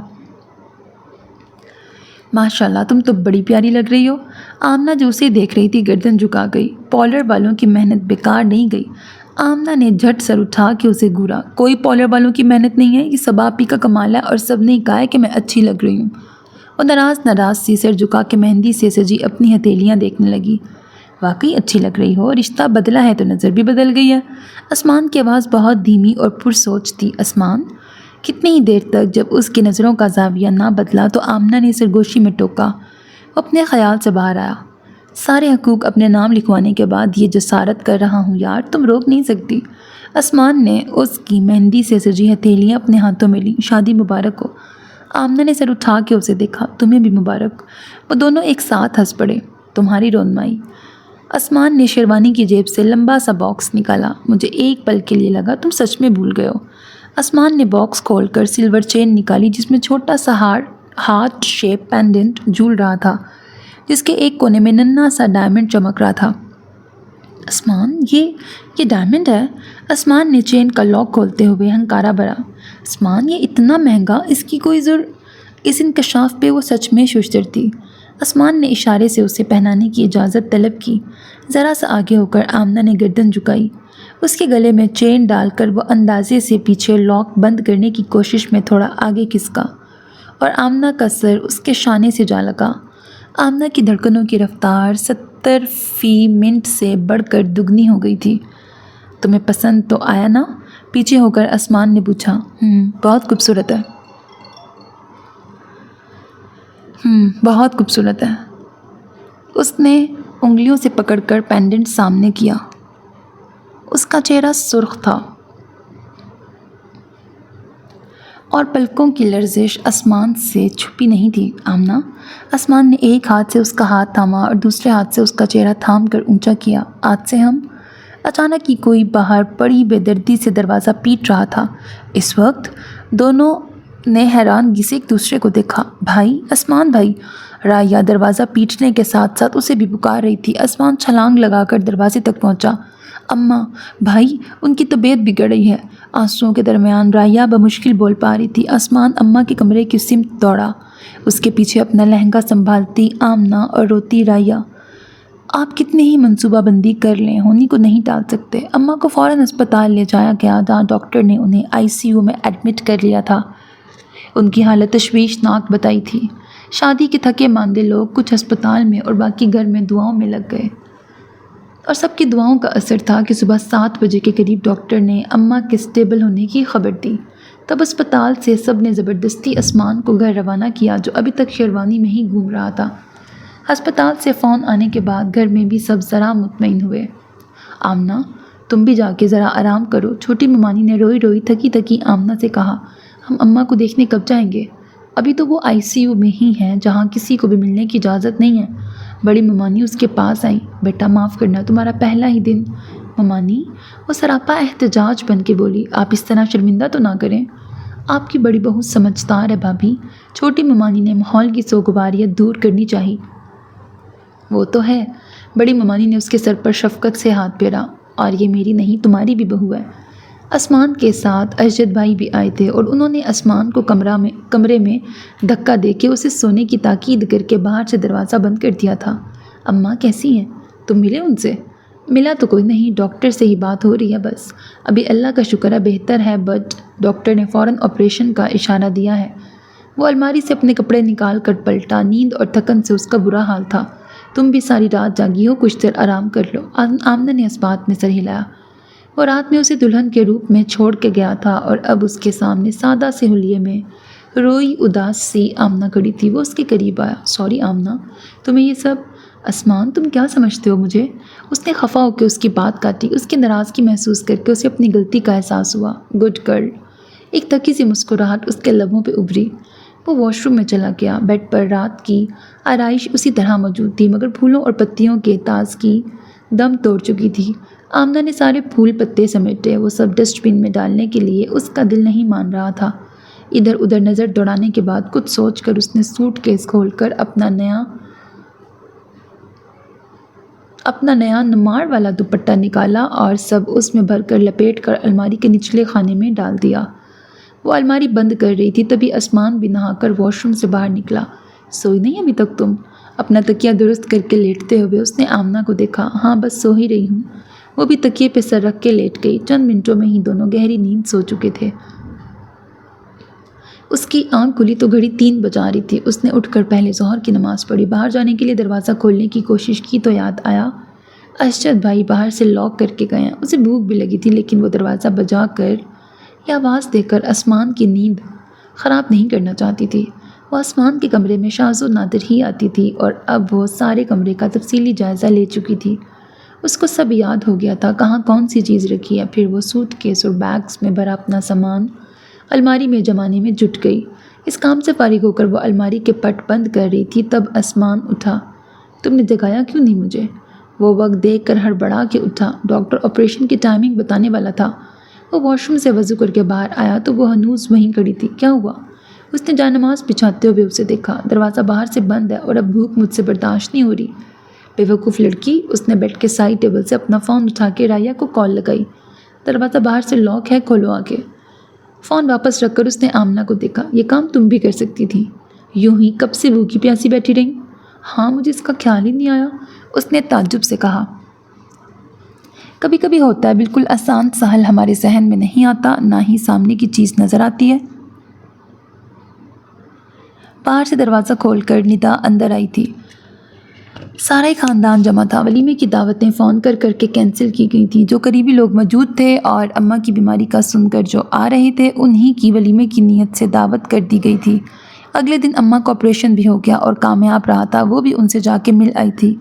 آپریشن کے بعد ہفتہ بھر وہ ہسپتال میں تھیں اور سب کی ڈانٹ پھٹکار اور بابیلوں کے بعد بھی آسمان ان کے ساتھ ہی رہا۔ اس کے پاس وجہ تھی کہ شادی کے لیے اس نے چھٹیاں لے رکھی تھیں اور کسی اور کو چھٹیاں نہیں تھیں۔ آج اماں ڈسچارج ہو کے گھر آئی تھیں اور ان کا جشن صحت منانے کے لیے بڑی ممانی نے سب کو کھانے پر مدعو کیا تھا۔ آج سب صحیح معنوں میں ریلیکس ہو کے شادی کی خوشی بھی منا رہے تھے۔ یہ ندا کی نظر اس کے گلے میں جھولتی چین پر آج پڑی تھی۔ ڈائمنڈ ہے اور آسمان نے دیا ہے۔ اس کا تحیر دیکھ کر آمنہ مسکرائی۔ میرے خدایا، آسمان کو اتنی پرانی بات یاد ہے؟ کون سی بات؟ اے لو، تم بھول گئی؟ اور دیکھ لو، آسمان کو یاد رہا۔ کیا؟ اس نے ذہن پہ زور ڈالا۔ تم نے انم بھابھی کی رونمائی دیکھ کے کیا کہا تھا؟ ندا کے کہنے پر یادداشت کے کسی گوشے سے نکل کر وہ منظر چھم سے اس کے سامنے آ گیا۔ انم بھابھی کو ملی انگوٹھی دیکھتے ہوئے کسی نے سب سے ان کی من پسند رونمائی پوچھی تھی۔ بھابھی کی چھوٹی بہن کو بریسلیٹ چاہیے تھا، ندا کو انگوٹھی ہی پسند تھی، لیکن ہر انگلی کے لیے ایک۔ کسی کو اس زمانے میں بھی پازیب کی خواہش تھی تو کسی کو کنگن، کوئی بھی جولری ہو، بس ڈائمنڈ ہونا چاہیے اس میں۔ سب سے آخر میں آمنہ نے اپنی خواہش بیان کی تھی۔ ہاں ہاں ہاں، آسمان کے کہے پر وہ سب چونک گئی تھیں۔ باتوں میں مگن وہ سب اس کی موجودگی فراموش کر چکی تھیں جو وہاں کھڑکی کا ٹوٹا لاک درست کر رہا تھا۔ سب کو تو شاید مل بھی جائے، مگر آمنہ کا ڈائمنڈ؟ ہاں ہاں ہاں، نکلو تم یہاں سے۔ بھابھی نے سسرال میں پہلی بار روب استعمال کر کے اسے باہر نکالا تھا۔ ان سے ذرا فاصلے پر احتشام بھائی اور ارشد بھائی کے ساتھ بیٹھے آسمان نے اسی وقت اس کی طرف دیکھا۔ تازہ بتازہ انکشاف کا اثر صاف اس کے چہرے پہ بکھرا تھا۔ کیا ہوا؟ آسمان نے اشارے سے پوچھا۔ آمنہ نے پینڈنٹ پکڑ کے اونچا کیا۔ تھینک یو، بے آواز اس کے لب ہلے تھے۔ اس کے گلے میں چین پہناتے ہوئے آسمان کو اندازہ ہو گیا تھا کہ وہ اپنی کہی بات بھول چکی ہے۔ مائی پلیجر، سر ذرا سا خم کر کے اس نے بھی بے آواز کہا۔ ان دونوں کا بغور معائنہ کرتے ندا سے رہا نہیں گیا۔ جمعہ 8 دن نہیں ہوئے اور انڈرسٹینڈنگ دیکھو تم دونوں کی۔ انڈرسٹینڈنگ تو ہماری شادی سے پہلے بھی اچھی تھی۔ ہاں یہ بھی ہے، ندا نے اعتراف کیا۔ اب دیکھیں ہمیں کیا ملتا ہے۔ فکر نہیں کرو، میں خود شیبان بھائی تک تمہاری خواہش پہنچا دوں گی۔ آمنہ نے حق دوستی ادا کیا۔ تم دونوں کو جانا ہے نا، تو اٹھ جاؤ اب۔ سب آپی نے آ کے ان کی باتوں میں بریک لگایا۔ آج ان دونوں کی مشترکہ سہیلی کی شادی تھی۔ ہم لوگ جاتے ہوئے تم دونوں کو ڈراپ کر دیں گے۔ شادی کے بعد وہ پہلا فنکشن اٹینڈ کرنے جا رہی تھی اور اسی حساب سے ندا اور رائیا نے اس کو خوب دل لگا کے تیار کیا تھا۔ نئی دلہن کو اس بارے میں بولنے کی اجازت نہیں ہوتی کہہ کے اس کی ایک نہ سنی گئی۔ اچانک ہی 8 بجے کے بعد بے موسم بارش شروع ہو گئی تھی۔ 10 بجے آمنہ نے فون کر کے کسی کو لینے آنے کے لیے کہا تو آسمان ان دونوں کو لینے پہنچا تھا۔ ہال سے کار تک آتے ہوئے بھی دونوں کافی بھیگ چکی تھیں۔ ندا کا قیام بھی آج ادھر ہی تھا۔ گھر پہنچے ہی تھے کہ آمنہ کو لگاتار 3-4 چھینکیں آئیں اور بڑی ممانی نے اسے فوراً کپڑے بدلنے کمرے میں بھیج دیا، ورنہ وہ سب کے ساتھ کافی پینے کے موڈ میں تھی۔ آسمان کافی سے معذرت کر کے کمرے میں آیا تو وہ بیڈ کے کنارے پہ ٹکی ہاتھوں سے اپنی ایڑیاں دبا رہی تھی۔ وہ بلاک ہیلز یا پھر ویجز پہنتی تھی، پینسل ہیل کی اسے عادت نہیں تھی۔ یہ ندا نے دیا۔ آسمان نے اپنے پیچھے دروازہ بند کر کے کلچ اس کی طرف بڑھایا۔ اس کے ہاتھ سے کلچ لے کے آمنہ ڈریسنگ ٹیبل تک آئی۔ کیسی رہی شادی؟ بہت اچھی، تمہیں پتہ ہے؟ وہ پرجوش سی اس کی طرف مڑی۔ روشن اور آصف کی یہ لو میرج ہے۔ دونوں کے گھر والے تیار نہیں تھے، پورے 5 سال لگے انہیں منانے میں ان دونوں کو۔ آسمان نے صرف پر اکتفا کیا۔ اس کی ساری توجہ آمنہ میں الجھی تھی۔ سیاہ اور سرخ امتزاج کی ساڑھی، چوڑیوں سے بھری کلائیاں، کانوں میں چمکتے چھوٹے چھوٹے آویزے، بالوں میں مہکتے گجرے جن کی مہک سارے کمرے میں پھیلی تھی۔ بارش کے قطرے اب بھی اس کے سراپے پر موجود تھے۔ پچھلے چند دنوں میں اس کے ساتھ پہلی بار اور نئے ہونے والے حادثوں میں یہ ایک اور اضافہ تھا۔ وہ چوڑیاں اتار کر دراز میں ڈال کر سیدھی ہوئی تو آئینے میں نظر آتے آسمان کے عکس کو دیکھ کر ٹھٹک گئی۔ وہ بالکل اس کے پیچھے کھڑا تھا۔ اندر سب تتر بتر ہونے لگا۔ سینے میں چل رہے پرزے کی رفتار پھر دگنی تگنی ہونے لگی۔ اس نے بھیگتی ہتھیلیوں کو نظر انداز کر کے بالوں میں سے گجرے نکالنے کے لیے ہاتھ پیچھے کیے، جسے آسمان نے درمیان میں ہی تھام لیا۔ آمنہ نے اپنے ہاتھ نیچے کر لیے۔ آسمان نے آہستگی سے پینیں نکالیں اور گجرے ڈریسنگ ٹیبل پر اچھال دیے۔ وہ آئینے میں آمنہ کو ہی دیکھ رہا تھا۔ جسموں کی شدت اور نظروں کی حدت کا اثر تھا کہ آمنہ کی پلکیں اس قدر بھاری ہو گئیں کہ اٹھ نہیں رہی تھیں۔ آسمان نے شانوں سے پکڑ کر اس کا رخ اپنی طرف کیا۔ آمنہ نے آنکھیں بند کر لیں، پھر اپنی نم و سرد پیشانی پہ اس نے آسمان کے لب محسوس کیے اور اگلے پل وہ اس کے بازوؤں میں تھی۔ آمنہ کی آنکھ کھلی تو نظر سامنے ڈریسنگ ٹیبل پہ پڑے گجروں پہ گئی۔ اس نے بہت آہستگی سے کروٹ بدلی کہ آسمان کی نیند نہ ٹوٹے، مگر پلٹی تو آسمان نہ بستر پہ تھا نہ ہی کمرے میں اس کی موجودگی کے کوئی آثار نظر آ رہے تھے۔ اس نے گھڑی پہ نگاہ ڈالی جو 11 بجا رہی تھی۔ یا اللہ! وہ ہڑبڑا کے اٹھ بیٹھی۔ وہ اتنی دیر تک کبھی نہیں سوئی تھی، کم از کم سسرال میں تو بالکل نہیں۔ بال کیچر میں قید کرتے ہوئے وہ باہر نکلی تو کچن سے آتی آوازیں سن کے ادھر ہی آ گئی، جہاں ممانی ناشتہ بنا رہی تھیں اور آسمان ناشتہ کر رہا تھا۔ کیسی طبیعت ہے اب تمہاری؟ اسے دیکھتے ہی بڑی ممانی نے پوچھا۔ طبیعت؟ وہ ہونک سی انہیں دیکھنے لگی۔ ہاں، آسمان نے بتایا تمہیں رات میں بخار آ گیا تھا۔ ابھی تو نہیں ہے بخار؟ آمنہ نے آنکھیں پھاڑ کے آسمان کو گھورا۔ اس نے بے بسی کے اظہار میں شانے اچکا دیے۔ کچھ نہیں ممانی، بس ایسے ہی۔ ممانی نے اسے دیکھا تو وہ جو منمنا رہی تھی جلدی سے بولی، ابھی بالکل ٹھیک ہوں۔ ساری رات پریشان کیا اور اب کہہ رہی ہے ایسے ہی، آسمان نے دھیرے سے کہا۔ آمنہ نے ٹیبل پہ رکھا گلاس اسے دے مارا، جسے آسمان نے سہولت سے کیچ کر لیا تھا۔ وہ تو اچھا تھا ممانی روٹی پلٹنے کے لیے پلٹ چکی تھی۔ تم بھی آفس کیوں نہیں جا رہے؟ دیر ہو گئی ہے تو چھٹی کر لو۔ تم بھی آفس کیوں جا رہے ہو؟ دیر ہو گئی ہے تو چھٹی ہی کر لو۔ چھٹیوں کے بعد آج اس کا آفس کا پہلا دن تھا۔ ضروری کام ہے امی، ورنہ تو آج چھٹی ہی کرنی تھی۔ اس نے آمنہ کو آنکھ ماری، تبھی ندا اور رائیا اندر آئیں۔ کیا ہو رہا ہے بھائی؟ ندا نے خوشگوار موڈ والے آسمان اور بگڑے موڈ والی آمنہ کو باری باری دیکھا۔ آمنہ سے پوچھو۔ آسمان کو باز نہ آتے دیکھ اس نے وہاں سے کھسک نامناسب سمجھا۔ تم کہاں چلی؟ ناشتہ تو کر لو۔ اسے جاتے دیکھ ممانی نے کہا۔ میں نے ابھی برش بھی نہیں کیا ہے ممانی، آتی ہوں۔ وہ وہاں رکی نہیں۔ آمنہ کو رات میں بخار آ گیا تھا۔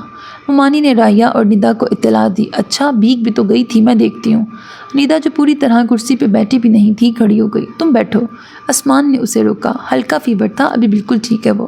شکر تھا کہ وہ دوبارہ بیٹھ گئی تھی۔ آسمان ناشتے کے بعد آفس بیگ لینے کمرے میں آیا تو آمنہ جیسے اسی کا انتظار کر رہی تھی۔ جھوٹ کیوں کہا تم نے؟ میں تیار ہو کے باہر نکلا تو اماں نے تمہارا پوچھا، میں نے کہا سو رہی ہے تو پوچھنے لگی کہ سب خیریت تو ہے، تم اتنی دیر تک سوتی نہیں ہو، اور یہ کہ کل تم بھیگ بھی گئی تھی۔ اب تم بتاؤ میں کیا کہتا؟ اس وقت میرے ذہن میں صرف فیور ہی آیا۔ میں نے کہا تم نے فیور کی میڈیسن لی تھی اس لیے ابھی تک سو رہی ہو۔ آمنہ آئینے کے سامنے کھڑی بال بنا رہی تھی۔ آسمان نے آئینے میں اس کی آنکھوں میں جھانکا۔ ویسے تمہارے خیال میں مجھے کیا کہنا چاہیے تھا؟ کچھ نہیں، تم جاؤ، دیر ہو رہی ہے تمہیں۔ چوٹی میں بینڈ لگا کے وہ پلٹی۔ آسمان جانے کی بجائے اس کے سامنے آ گیا۔ تھینک یو آمنہ، وہ سنجیدگی سے بولا۔ اب یہ تھینک یو کس لیے؟ تمہارے ہونے کے لیے۔ اس گھر میں، میری زندگی میں ایک تمہارے ہونے سے ہی سب بڑے خوش ہیں، مطمئن ہیں۔ ماحول ہی بدلا ہے۔ تم کچھ جلدی نہیں کر رہے تھینک یو کہنے میں؟ ابھی دن ہی کتنے ہوئے ہیں، کیا پتہ کچھ دنوں بعد میں اپنے اصلی رنگ میں آ جاؤں اور سیریل والی ویمپ بہو بن جاؤں۔ آمنہ نے ڈرامائی انداز میں اسے ڈرایا۔ تمہارے اصلی نقلی سارے رنگ پتہ ہے مجھے۔ آسمان نے جھک کر ایک گستاخی کی۔ یہ آج کا تھینک یو، اس نے سرخ ہوتی آمنہ کو دلچسپی سے دیکھتے ہوئے کہا۔ کہاں رہ گئی آمنہ؟ بہت بھوک لگی ہے، اب آ بھی جاؤ۔ ندا باہر سے ہی چلاتے ہوئے آ رہی تھی۔ اماں کی طبیعت کافی حد تک سنبھل گئی تھی۔ رائیا کی پڑھائی کا بہت حرج ہوا تھا، سو وہ اس کی بھرپائی میں لگی تھی۔ آخری سال میں اسے سپلی نہیں لینی تھی۔ گھر میں سب سے بزی لائف عدنان کی تھی، جس کی ذہانت غیر معمولی تھی۔ اسکول اور ٹیوشن کے بعد اس کی میتھس کلاس ہوتی تھی، پھر وہ فٹ بال کوچنگ کے لیے جاتا۔ بڑے ماموں کالج میں اکنامکس کے لیکچرر تھے اور چھوٹے ماموں ریلوے میں ملازم تھے۔ آسمان کا جاب ایسا تھا کہ وہ مہینے کے 15 دن گھر سے باہر ہی رہتا تھا۔ وہ بھی نئے گھر اور نئی طرز زندگی میں سیٹ ہو گئی تھی۔ سب اپنے اپنے ٹھکانوں پر تھے۔ آسمان شہر سے باہر تھا۔ بچی گھر کی خواتین تو اماں اور دونوں ممانیاں کلولہ فرما رہی تھیں۔ اسے عادت نہیں تھی دوپہر میں سونے کی، سو وہ پورچ میں بچھی کرسیوں پہ آ کے بیٹھ گئی، جہاں اکثر سب شام کی چائے ایک ساتھ پیتے تھے۔ وہ 2 بار ہال کے سامنے سے گزری، مگر ٹی وی دیکھتا آسمان ذرا بھی اس کی طرف متوجہ نہیں ہوا۔ اسے شک ہوا کہ آسمان کی نظریں ٹی وی اسکرین پر ہیں، مگر اس کا ذہن کہیں اور بھٹک رہا ہے۔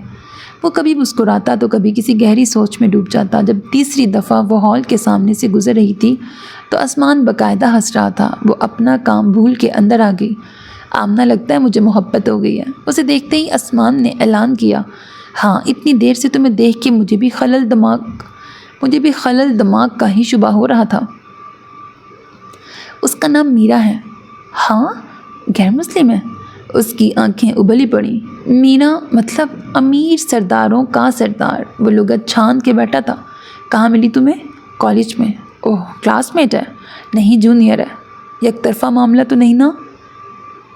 میں بھی شہر وفا میں نو وارد۔ وہ بھی رک رک کے چل رہی ہے ابھی۔ آسمان نے بڑے میں بھی شہر وفا میں نو وارد، وہ بھی رک رک کے چل رہی ہے ابھی۔ آسمان نے بڑے جذب سے شعر پڑھا۔ یک طرفہ معاملہ نہیں، اس کا مجھے یقین ہے۔ یعنی تم اس سے اظہار محبت کر چکے؟ ابھی تک تو نہیں۔ اس معاملے میں تم میری سینئر ہو، تم بتاؤ، کر دوں؟ یہ تو تمہیں ڈیسائیڈ کرنا ہے۔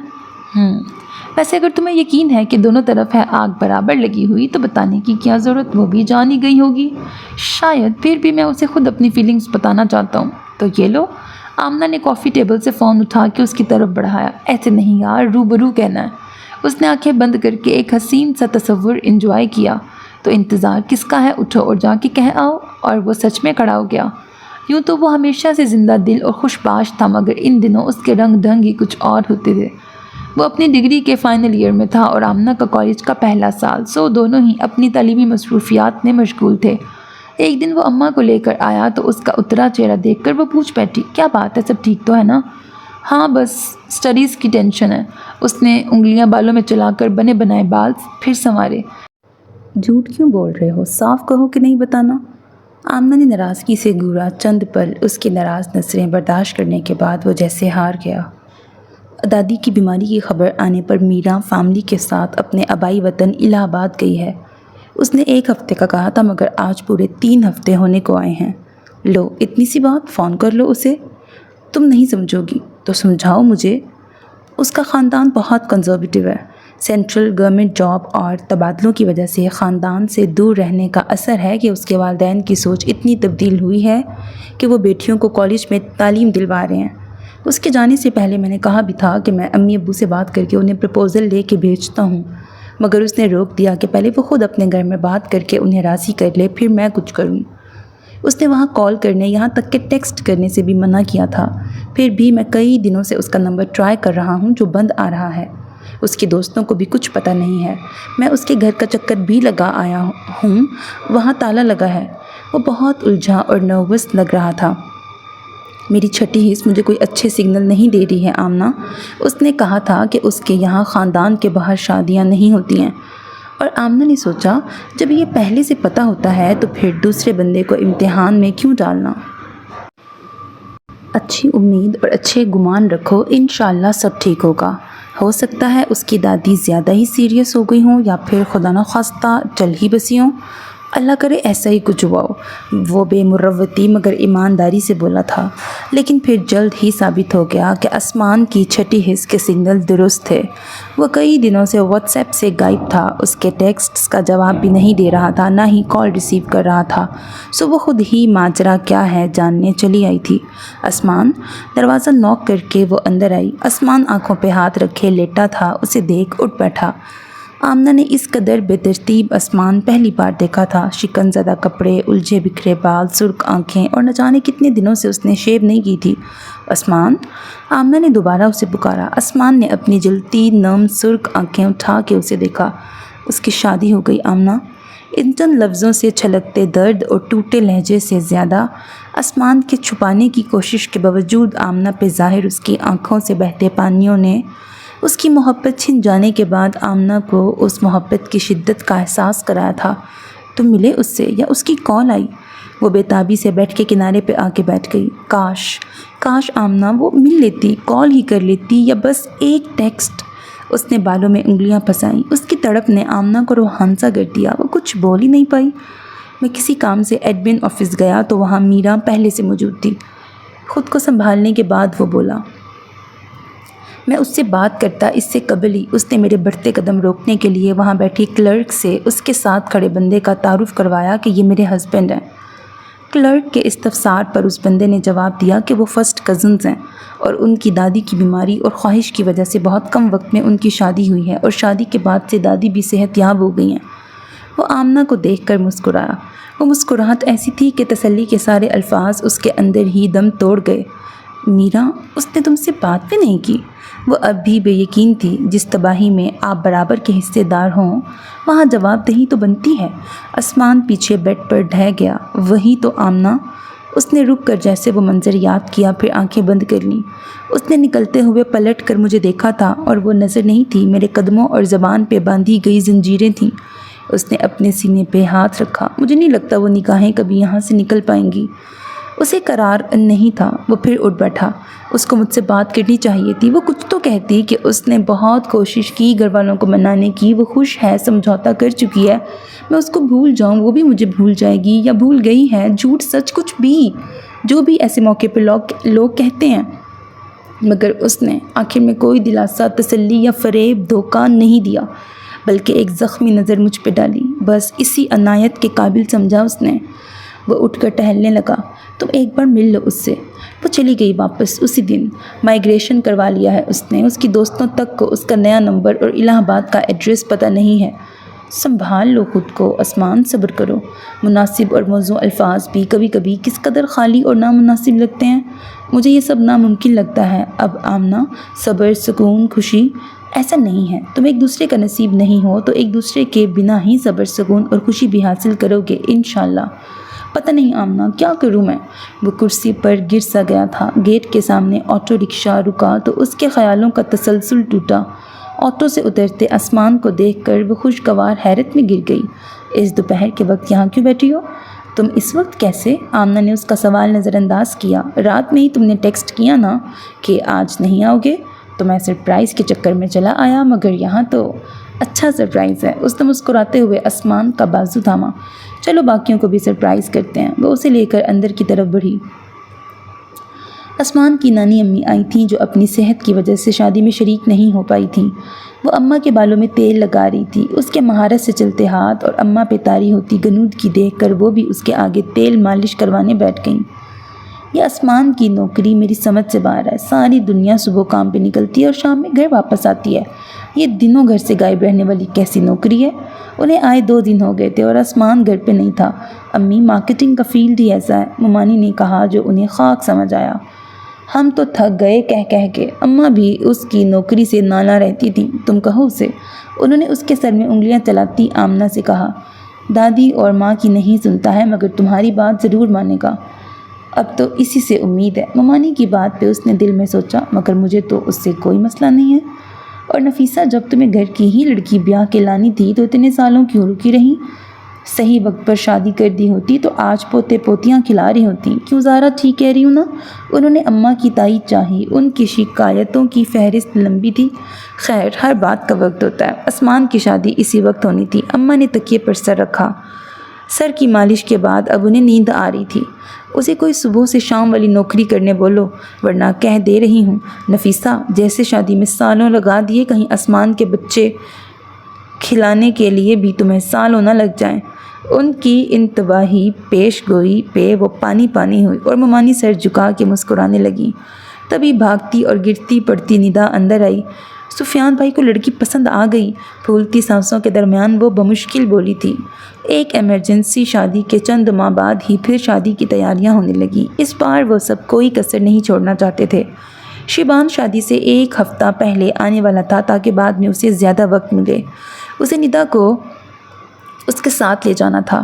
وہ دونوں تقریباً روز ہی بازاروں کے چکر لگا رہی تھیں۔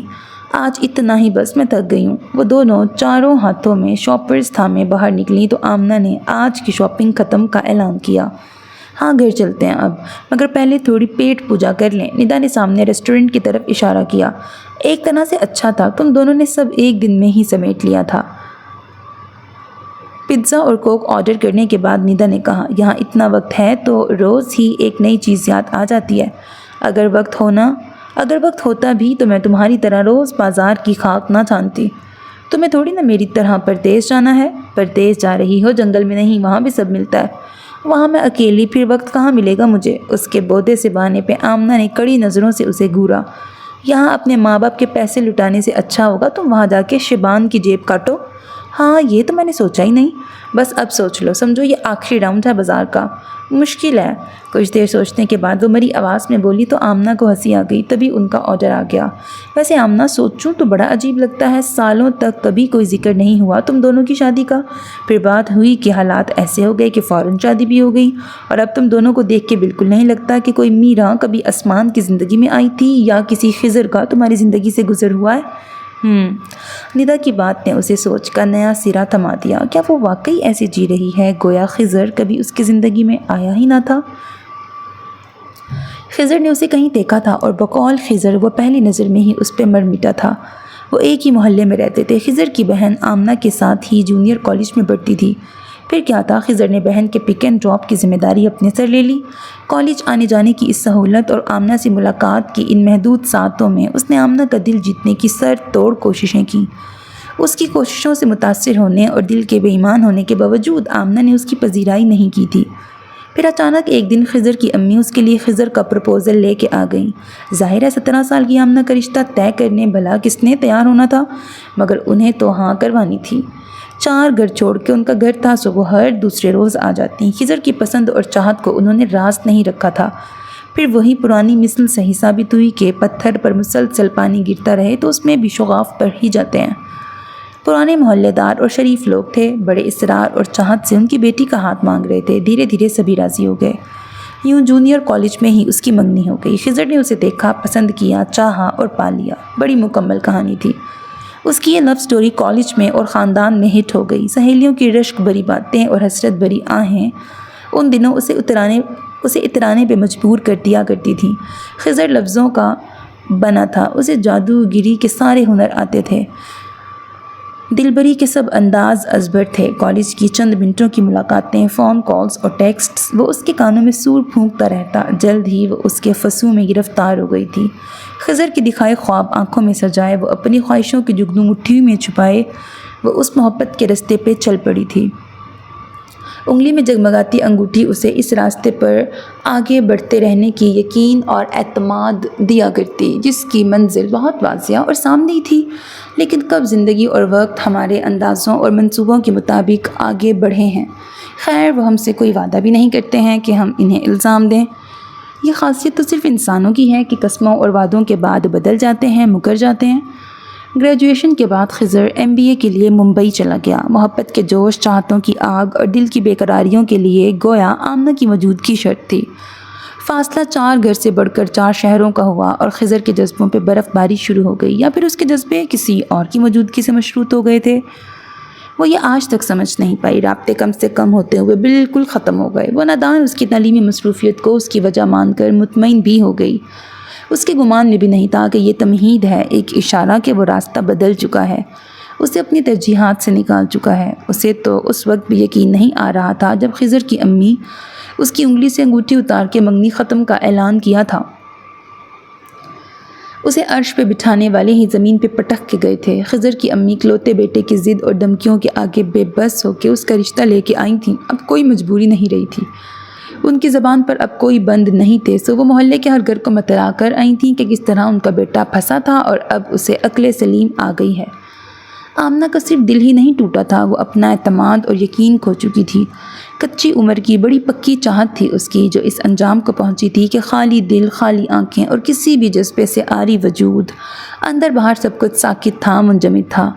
ان حالات میں گھر والے خضر کی فیملی سے کیا الجھتے، سب آمنہ کے لیے فکر مند تھے۔ وہ اپنے کمرے سے نکلتی تھی، نہ کسی سے بات کرتی تھی۔ اپنی طرف سے ہر کوشش کرنے اور ناکام ہونے کے بعد کونسلنگ اور تھراپسٹ کی مدد لی گئی۔ اسی دوران شہر کے دوسرے سرے پر سلطنت کے بغل والے ہمسائے اپنا مکان فروخت کر کے دوسرے شہر منتقل ہو گئے۔ سب کے مشورے سے ستوت اور اظہر نے اس محلے کا مکان فروخت کر کے وہ گھر خرید لیا اور وہاں شفٹ ہو گئے۔ گھر اور خاندان والوں کا سپورٹ اور کونسلنگ اور تھیراپی اسے واپس زندگی طرف لے آئی۔ ایسے حالات میں عموماً غیروں سے زیادہ اپنے خاندان والوں کی باتیں اور تانے لڑکیوں کی زندگی ابتر بنا دیتے ہیں، مگر اس معاملے میں آمنہ خوش نصیب تھی کہ گھر والے ہی نہیں، خاندان کے سبھی لوگ زندگی کی طرف واپسی کے سفر میں اس کے ساتھ تھے۔ اپنا فائنل ایئر مکمل کرنے کے بعد آمنہ کی خاطر ندا نے بھی 1 سال کا ڈراپ لے لیا۔ آمنہ کے فائنل ایئر کے بعد دونوں نے ساتھ میں ایم اے کیا۔ بازو میں کھڑا عثمان اس کے اپنی طرف متوجہ ہونے کا انتظار کر رہا تھا، مگر وہ ہنوز کسی گہرے خیال میں ڈوبی تھی۔ میں یہاں ہوں، یہاں ہوں، یہاں ہوں، یہاں۔ اس کے سامنے ہاتھ لہراتے ہوئے وہ گنگنایا تو وہ چونکی، پھر خجل ہو گئی۔ کیا ہوا؟ امی کب سے تمہیں آوازیں دے رہی ہیں، کہاں کھوئی تھی؟ اتنا بھی مت سوچا کرو مجھے۔ اچھا، میں نے سنا ہی نہیں۔ وہ چائے بنانے آئی تھی، چولہے پر پانی پک پک کے آدھا ہو گیا تھا۔ اس نے چولہا بند کیا اور ہاتھ میں پکڑا ڈبہ سلیب پہ رکھا۔ ان کی بات سن لوں پھر چائے بناتی ہوں۔ وہ جانے لگی تو عثمان نے اس کا ہاتھ پکڑ کے روکا۔ تم سوچ کیا رہی تھی؟ آج ندا کی مہندی ہے نا، وہی سوچ رہی تھی۔ ہاں، ہماری شادی میں یہ سب فنکشن نہیں ہوئے تھے۔ عثمان نے جو نتیجہ اخذ کیا وہ دور دور تک اس کے ذہن میں نہیں تھا۔ میں ایسا کچھ نہیں سوچ رہی تھی۔ پھر کیسا سوچ رہی تھی؟ آج ساڑی پہنوں یا ڈریس، یہ سوچ رہی تھی۔ آمنہ نے ہاتھ اس کی گرفت سے چھڑانے کی کوشش کرتے ہوئے اسے ٹالا۔ ساڑی پہنو، اچھی لگتی ہو۔ ساڑی اچھی لگتی ہے، میں نہیں۔ آمنہ نے ہاتھ چھڑایا۔ میں ڈریس پہن رہی ہوں۔ غصہ؟ وہ جانے لگی تو عثمان نے سامنے آ کے اس کا راستہ روکا۔ ہاں۔ اس نے بازو سے نکلنا چاہا تو عثمان نے کمر میں ہاتھ ڈال کر اسے قریب کیا۔ ساڑی جب تم پہنتی ہو تو اچھی لگتی ہے، تم تو ہمیشہ ہی اچھی لگتی ہو۔ وہ مزید قریب ہوا۔ عثمان؟ آمنہ نے اس کے سینے پہ ہاتھ رکھ کر اسے روکا۔ کوئی آ جائے گا۔ آمنہ؟ اندر سے بڑی ممانی کی آواز آئی۔ چلو ساتھ چلتے ہیں۔ عثمان نے اس کی کمر سے ہاتھ ہٹا کر اس کے شانے پہ رکھا۔ وہ اسے چھیڑنے کے موڈ میں تھا۔ پیچھے سے رائیا کھنکھاری۔ عثمان جھٹ شانے سے ہاتھ ہٹا کر دور ہوا۔ کب سے کہہ رہا ہوں کہ امی بلا رہی ہیں۔ اس کی بات پہ رائیا نے اسے ایسے گھورا جیسے کہہ رہی ہو رہنے دیں، مجھے سب پتہ ہے۔ امی یہ پوچھ رہی ہیں کہ آپ ہمارے ساتھ ابھی چل رہی ہیں یا بھائی کے ساتھ بعد میں آئیں گی؟ عثمان کو نظر انداز کر کے اس نے آمنہ سے پوچھا۔ سب ساتھ میں ہی جائیں گے نا؟ اس نے تائید کے لیے عثمان کو دیکھا۔ میرا کیا کام وہاں، خاص لیڈیز والے فنکشن میں؟ تو کیا آپ شامل ہی نہیں ہوں گے؟ رائیا نے پوچھا۔ آنا تو ہوگا تم کو بھی، سبھی ہوں گے وہاں، ارشد بھائی، احتشام بھائی، ابو، ماموں۔ تم سب لوگ جاؤ، ابھی میں شام میں آتا ہوں۔ تیاری کرتے ہوئے اسے پتہ چلا وہ ساڑی کے ساتھ والی سینڈلز لانا بھول گئی ہے۔ اس نے فوراً عثمان کو فون لگایا۔ تم نکلے تو نہیں نا ابھی؟ نہیں، بس ریڈی ہو رہا ہوں۔ شکر ہے، میں سینڈلز بھول گئی ہوں، تم پلیز لے آؤ۔ الماری کے لاسٹ کھانے میں باکس رکھے ہیں، اسی میں ہیں سلور سینڈلز۔ سلور شوز بھی ہیں وہاں، مگر شوز نہیں، سینڈلز لانا ہے۔ جو حکم میم صاحب۔ اور کچھ؟ جلدی آؤ۔ اس کی تیاری مکمل ہو گئی، سب جانے کے لیے تیار تھے، مگر عثمان کا کوئی اتا پتہ نہیں تھا۔ اس نے کال کرنے کے لیے فون اٹھایا ہی تھا کہ عثمان کا فون آ گیا۔ پہنچے نہیں تم ابھی تک؟ تم ان سینڈلز کے بنا کام نہیں چلا سکتی؟ کیوں، کیا ہوا؟ ملی نہیں سینڈلز؟ بس ذرا طبیعت ٹھیک نہیں لگ رہی ہے، سوچ رہا ہوں وہاں نہ آ کر ذرا آرام کر لوں، کل میرا اٹینڈ کرنا زیادہ ضروری ہے۔ کیا ہوا؟ ٹھیک تو تھے تم، یہ اچانک؟ وہ حیران ہوئی۔ اچھا نہیں لگ رہا ہے، سر درد اور شاید فیور ہے، میڈیسن لے کے آرام کرتا ہوں۔ میں آ جاتی ہوں۔ نہیں، تم آؤ گی تو سب پریشان ہوں گے۔ وہ جلدی سے بولا۔ کسی سے کچھ مت کہنا ابھی۔ میرا بھی کیا من لگے گا اب یہاں، میں آ جاتی ہوں۔ آمنہ، اگر ضروری ہوتا تو میں خود تمہیں آنے کو کہتا، ندا کا فنکشن اور وہاں تمہاری موجودگی زیادہ ضروری ہے۔ اچھا ٹھیک ہے، تم دوا لے کے آرام کرو، میں فنکشن کے بعد آتی ہوں۔ وہ مان گئی۔ کیز ہے نا تمہارے پاس؟ آج ان سب کا ادھر ہی رکنے کا پلان تھا۔ ہاں، ممانی کے پاس ہیں۔ سینڈلز کا کیا کرو گی اب؟ عثمان کو یہ بھی فکر تھی۔ ندا اور میرے پیر کا سائز ایک ہے، اس کے جہیز کے سامان سے نکال لوں گی۔ وہ بڑے آرام سے بولی۔ اس کی غیر موجودگی کسی سے چھپی نہیں رہ سکتی تھی۔ آمنہ نے یہی بتایا کہ اس کا سر درد کر رہا ہے اور کل نکاح کے دن زیادہ کام ہوتے ہیں، اس لیے آج اس نے عثمان کو آرام کرنے اور یہاں آنے سے روک دیا ہے۔ اماں اور بڑی ممانی نے بھی اسے فنکشن کے بعد گھر جانے کی ہدایت کی تھی۔ ارشد بھائی اسے باہر سے ہی چھوڑ کے چلے گئے تھے۔ وہ گیٹ کو تالا لگا کر اندر آئی تو اس کے بیڈ روم کی لائٹس بند نظر آ رہی تھیں۔ دروازہ نہ لاک کیا ہوا ہے عثمان نے، اس نے سوچا۔ दरवाज़ा न लॉक किया हो आसमान ने, उसने सोचा। दरवाजे को हल्के से धक्का दिया तो वो खुला था। हाँ, वो बेसाख्ता ही 2 कदम आगे बढ़ी। खुशबू, फूल और ख्वाबनाक सी सुनहरी रोशनी। आसमान ने बड़ी मेहनत की थी। कैसा लगा सरप्राइज़? पीछे से उसके शाने थाम कर आसमान ने कान में सरगोशी की। ऐसा खूबसूरत सर दर्द और फीवर पहली बार देखा है। मुस्कुराहट खुद ब खुद लबों पे मचल उठी थी। आसमान हंसते हुए उसके सामने आया। आज तो मेरा बर्थडे है ना तुम्हारा, और मैरिज एनिवर्सरी में भी वक्त है फिर ये। तुम्हें याद नहीं कि सैंडल्स और शूज़ के अलावा वहाँ और क्या था? आसमान की बात पर सोचते हुए उसने नफ़ी में सर हिलाया। आसमान ने बेड के साइड टेबल की तरफ इशारा किया। वहाँ वो दुपट्टा था जिसमें उसने उस रात बिस्तर पे सजे फूल और पत्तियाँ लपेट कर रखे थे। वो आगे बढ़ी। वो वाकई उस दुपट्टे को भूल गई थी। मुझे तो याद भी नहीं था। उसने सूखी पत्तियों को हाथ लगाया। अगर तुम आज अलमारी का लास्ट खाना खोलने के लिए ना कहती तो मुझे भी याद नहीं आता। आसमान की बात पे वो पलट कर उसे सवालिया निगाहों से देखने लगी। आसमान आगे बढ़ के उसके सामने आया। हमारी शादी और शादियों जैसी नहीं थी। सारी फॉर्मेलिटीज़ और रस्में रह गई थीं। ये तो अंदाज़ा था कि तुमने बहुत कुछ मिस कर दिया इस अचानक शादी की वजह से, लेकिन आज ये दुपट्टा देख के मुझे एहसास हुआ कि वो रात फॉर्मेलिटी या महज रस्म नहीं होती। तुम्हारे भी अरमान और आसमान। आमना ने दरमियान में ही उसकी बात काटी। शादी में अहम रस्में और फॉर्मेलिटीज़ नहीं होती, बल्कि फ़रीक़ैन और उनकी फैमिलीज़ की खुशी और इत्मीनान अहम होता है। और इस लिहाज से हमारी शादी परफेक्ट थी, कहीं कुछ मिस नहीं हुआ था। ये तो इस वक्त मुझे इन फूलों को डस्टबिन में फेंकना अच्छा नहीं लग रहा था, इसलिए मैंने दुपट्टे में लपेट के रख दिया। किसी अरमान या हसरत की वजह से नहीं, और मैं तो भूल भी गई थी। अभी देखा तो याद आया मुझे। समझे? यार मैंने कितनी मेहनत की है और तुम डांट रही हो। उसने मस्कीन सी सूरत बनाई। इन कैंडल्स और फूलों के लिए कितना भटकना पड़ा मार्केट में, फिर ये सारा डेकोरेशन भी खुद किया, और अब तुम्हें कुछ भी पसंद नहीं आ रहा? हाँ, मैंने कब कहा कि मुझे पसंद नहीं आया? आमना ने चारों तरफ नज़र दौड़ाई। मुख्तलिफ़ अशकाल और रंग की मोमबत्तियाँ कमरे में रोशन थीं। आसमान ने फूलों को इकसाम और रंग के मुताबिक इस्तेमाल करके पूरे कमरे में अरेंज किया था। वो सब किसी माहिर प्रोफेशनल का कमाल लग रहा था। एक मामूली सी चीज़ थी जो नज़रअंदाज करके उसे आगे बढ़ जाना चाहिए था, मगर उसने नज़रअंदाज नहीं किया, बल्कि उसकी खातिर आसमान ने इतनी मेहनत की थी। उसका दिल भर आया। सच सच बताओ, सब तुमने ही किया ना? या अल्लाह, कैसी नाकदरी बीवी है। सब खुद किया है मैडम। हाँ, यूट्यूब और गूगल से थोड़ी सी हेल्प ली थी। Thank you. बोलते हुए उसे बेसाख्ता रोना आ गया। अरे अरे, रस्म रुखसती हुई थी तुम्हारी और तुम खूब रोई भी थी। आसमान ने आंसू साफ करते हुए उसका चेहरा थामा। या ये सब इतना ख़राब है कि तुम्हें रोना आ रहा है? थोड़ी रियायत दे दो यार, पहली बार अकेले और बहुत कम वक्त में किया है। ये सब बहुत खूबसूरत और अच्छा है। वैसे मुझे नहीं पता था कि तुम इतने रोमांटिक हो। वो सूं सूं के दरमियान बोली। अभी तुम्हें बहुत कुछ पता नहीं है, आसमान ने शरारत से कहते हुए उसके गिर्द बाजू फैला के उसे खुद से करीब तर किया। निदा, शबान और सुफियान आशना के हनीमून से लौट आने के बाद उनकी दावतों का सिलसिला शुरू हो गया, और उनके साथ आमना और आसमान भी हर जगह मदऊ होते, क्योंकि उनकी शादी के बाद उनकी दावतें नहीं हो पाई थीं। सो अब निदा, शबान और सुफियान आशना के साथ बकौल आसमान सब उन्हें भी निपटा रहे थे। शाम में अम्मी, खाला, निदा और भाभी उसकी टिकट कंफर्म होने की खुशी लेके आई थी। तुम्हारी शक्ल क्यों उतरी है फिर? शादी के बाद से बिला नागा चहकती निदा को उदास देखकर वह पूछ बैठी, और वह जैसे मुंतज़िर ही थी रोते हुए उससे लिपट गई। मैं अकेले कैसे रहूँगी इतनी दूर तुम सबके बिना? पागल, याद करो ज़रा, कैसे तुमने गिड़गिड़ा गिड़गिड़ा के दुआएं मांगी थी इस दिन के लिए। आमना ने उसे खुद से अलग किया। तुम्हें आंसू बहाने के बजाय शुक्राने के नफल अदा करने चाहिए। निदा ने गालों पेट ढलकते आंसू साफ किए, मगर आंखें फिर छलक पड़ी। और तुम अकेली कहाँ हो? वहाँ तुम्हारे मियाँ जी भी होंगे। आमना ने बढ़कर उसके आंसू साफ किए। रोना धोना बिल्कुल बंद, वरना ये आंसू अभी वबाई मर्ज की तरह सारे घर में फैल जाएंगे। मुझे सब बड़ा आसान लगता था, मगर अब जैसे जैसे जाने के दिन करीब आ रहे हैं कुछ भी आसान नहीं लग रहा। निदा ने अपनी मुश्किल बयान की। तुम वाकई बहुत लकी हो इस मामले में। वो तो मैं हूँ।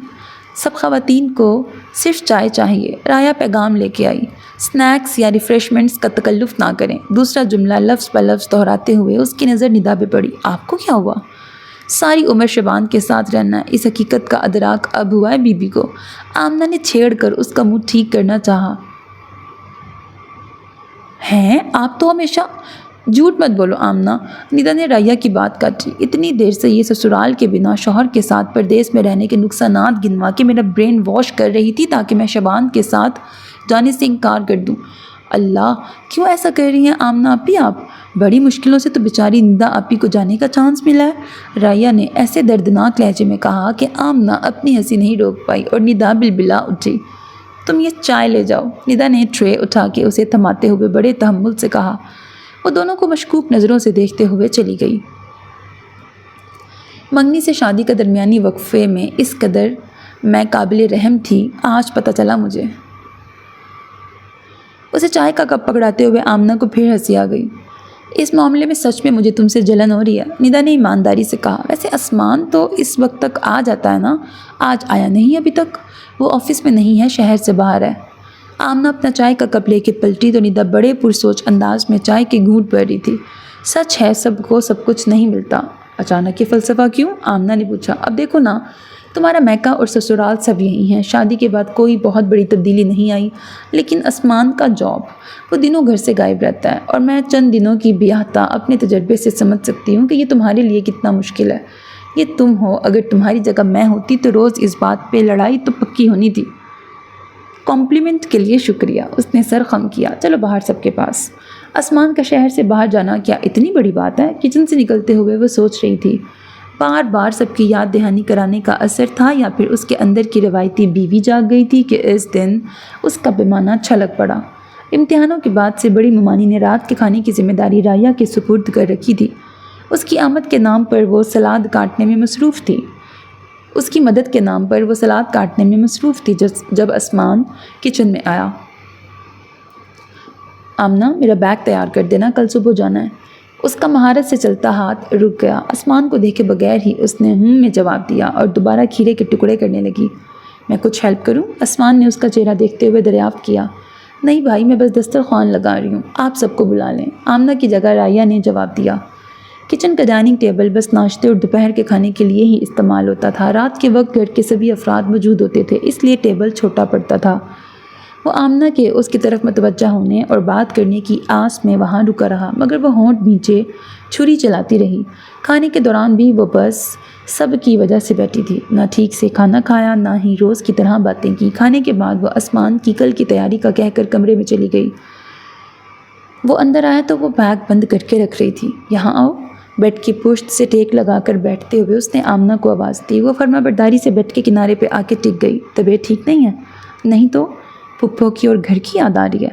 ابھی پرسوں ہی تو تمہارے ساتھ گئی تھی وہاں۔ یہاں گھر میں کوئی بات ہوئی ہے؟ یہاں کیا بات ہوگی بلا؟ پھر اب تم ہی بتا دو، ہوا کیا ہے؟ کیا ہوگا؟ کچھ نہیں ہوا ہے۔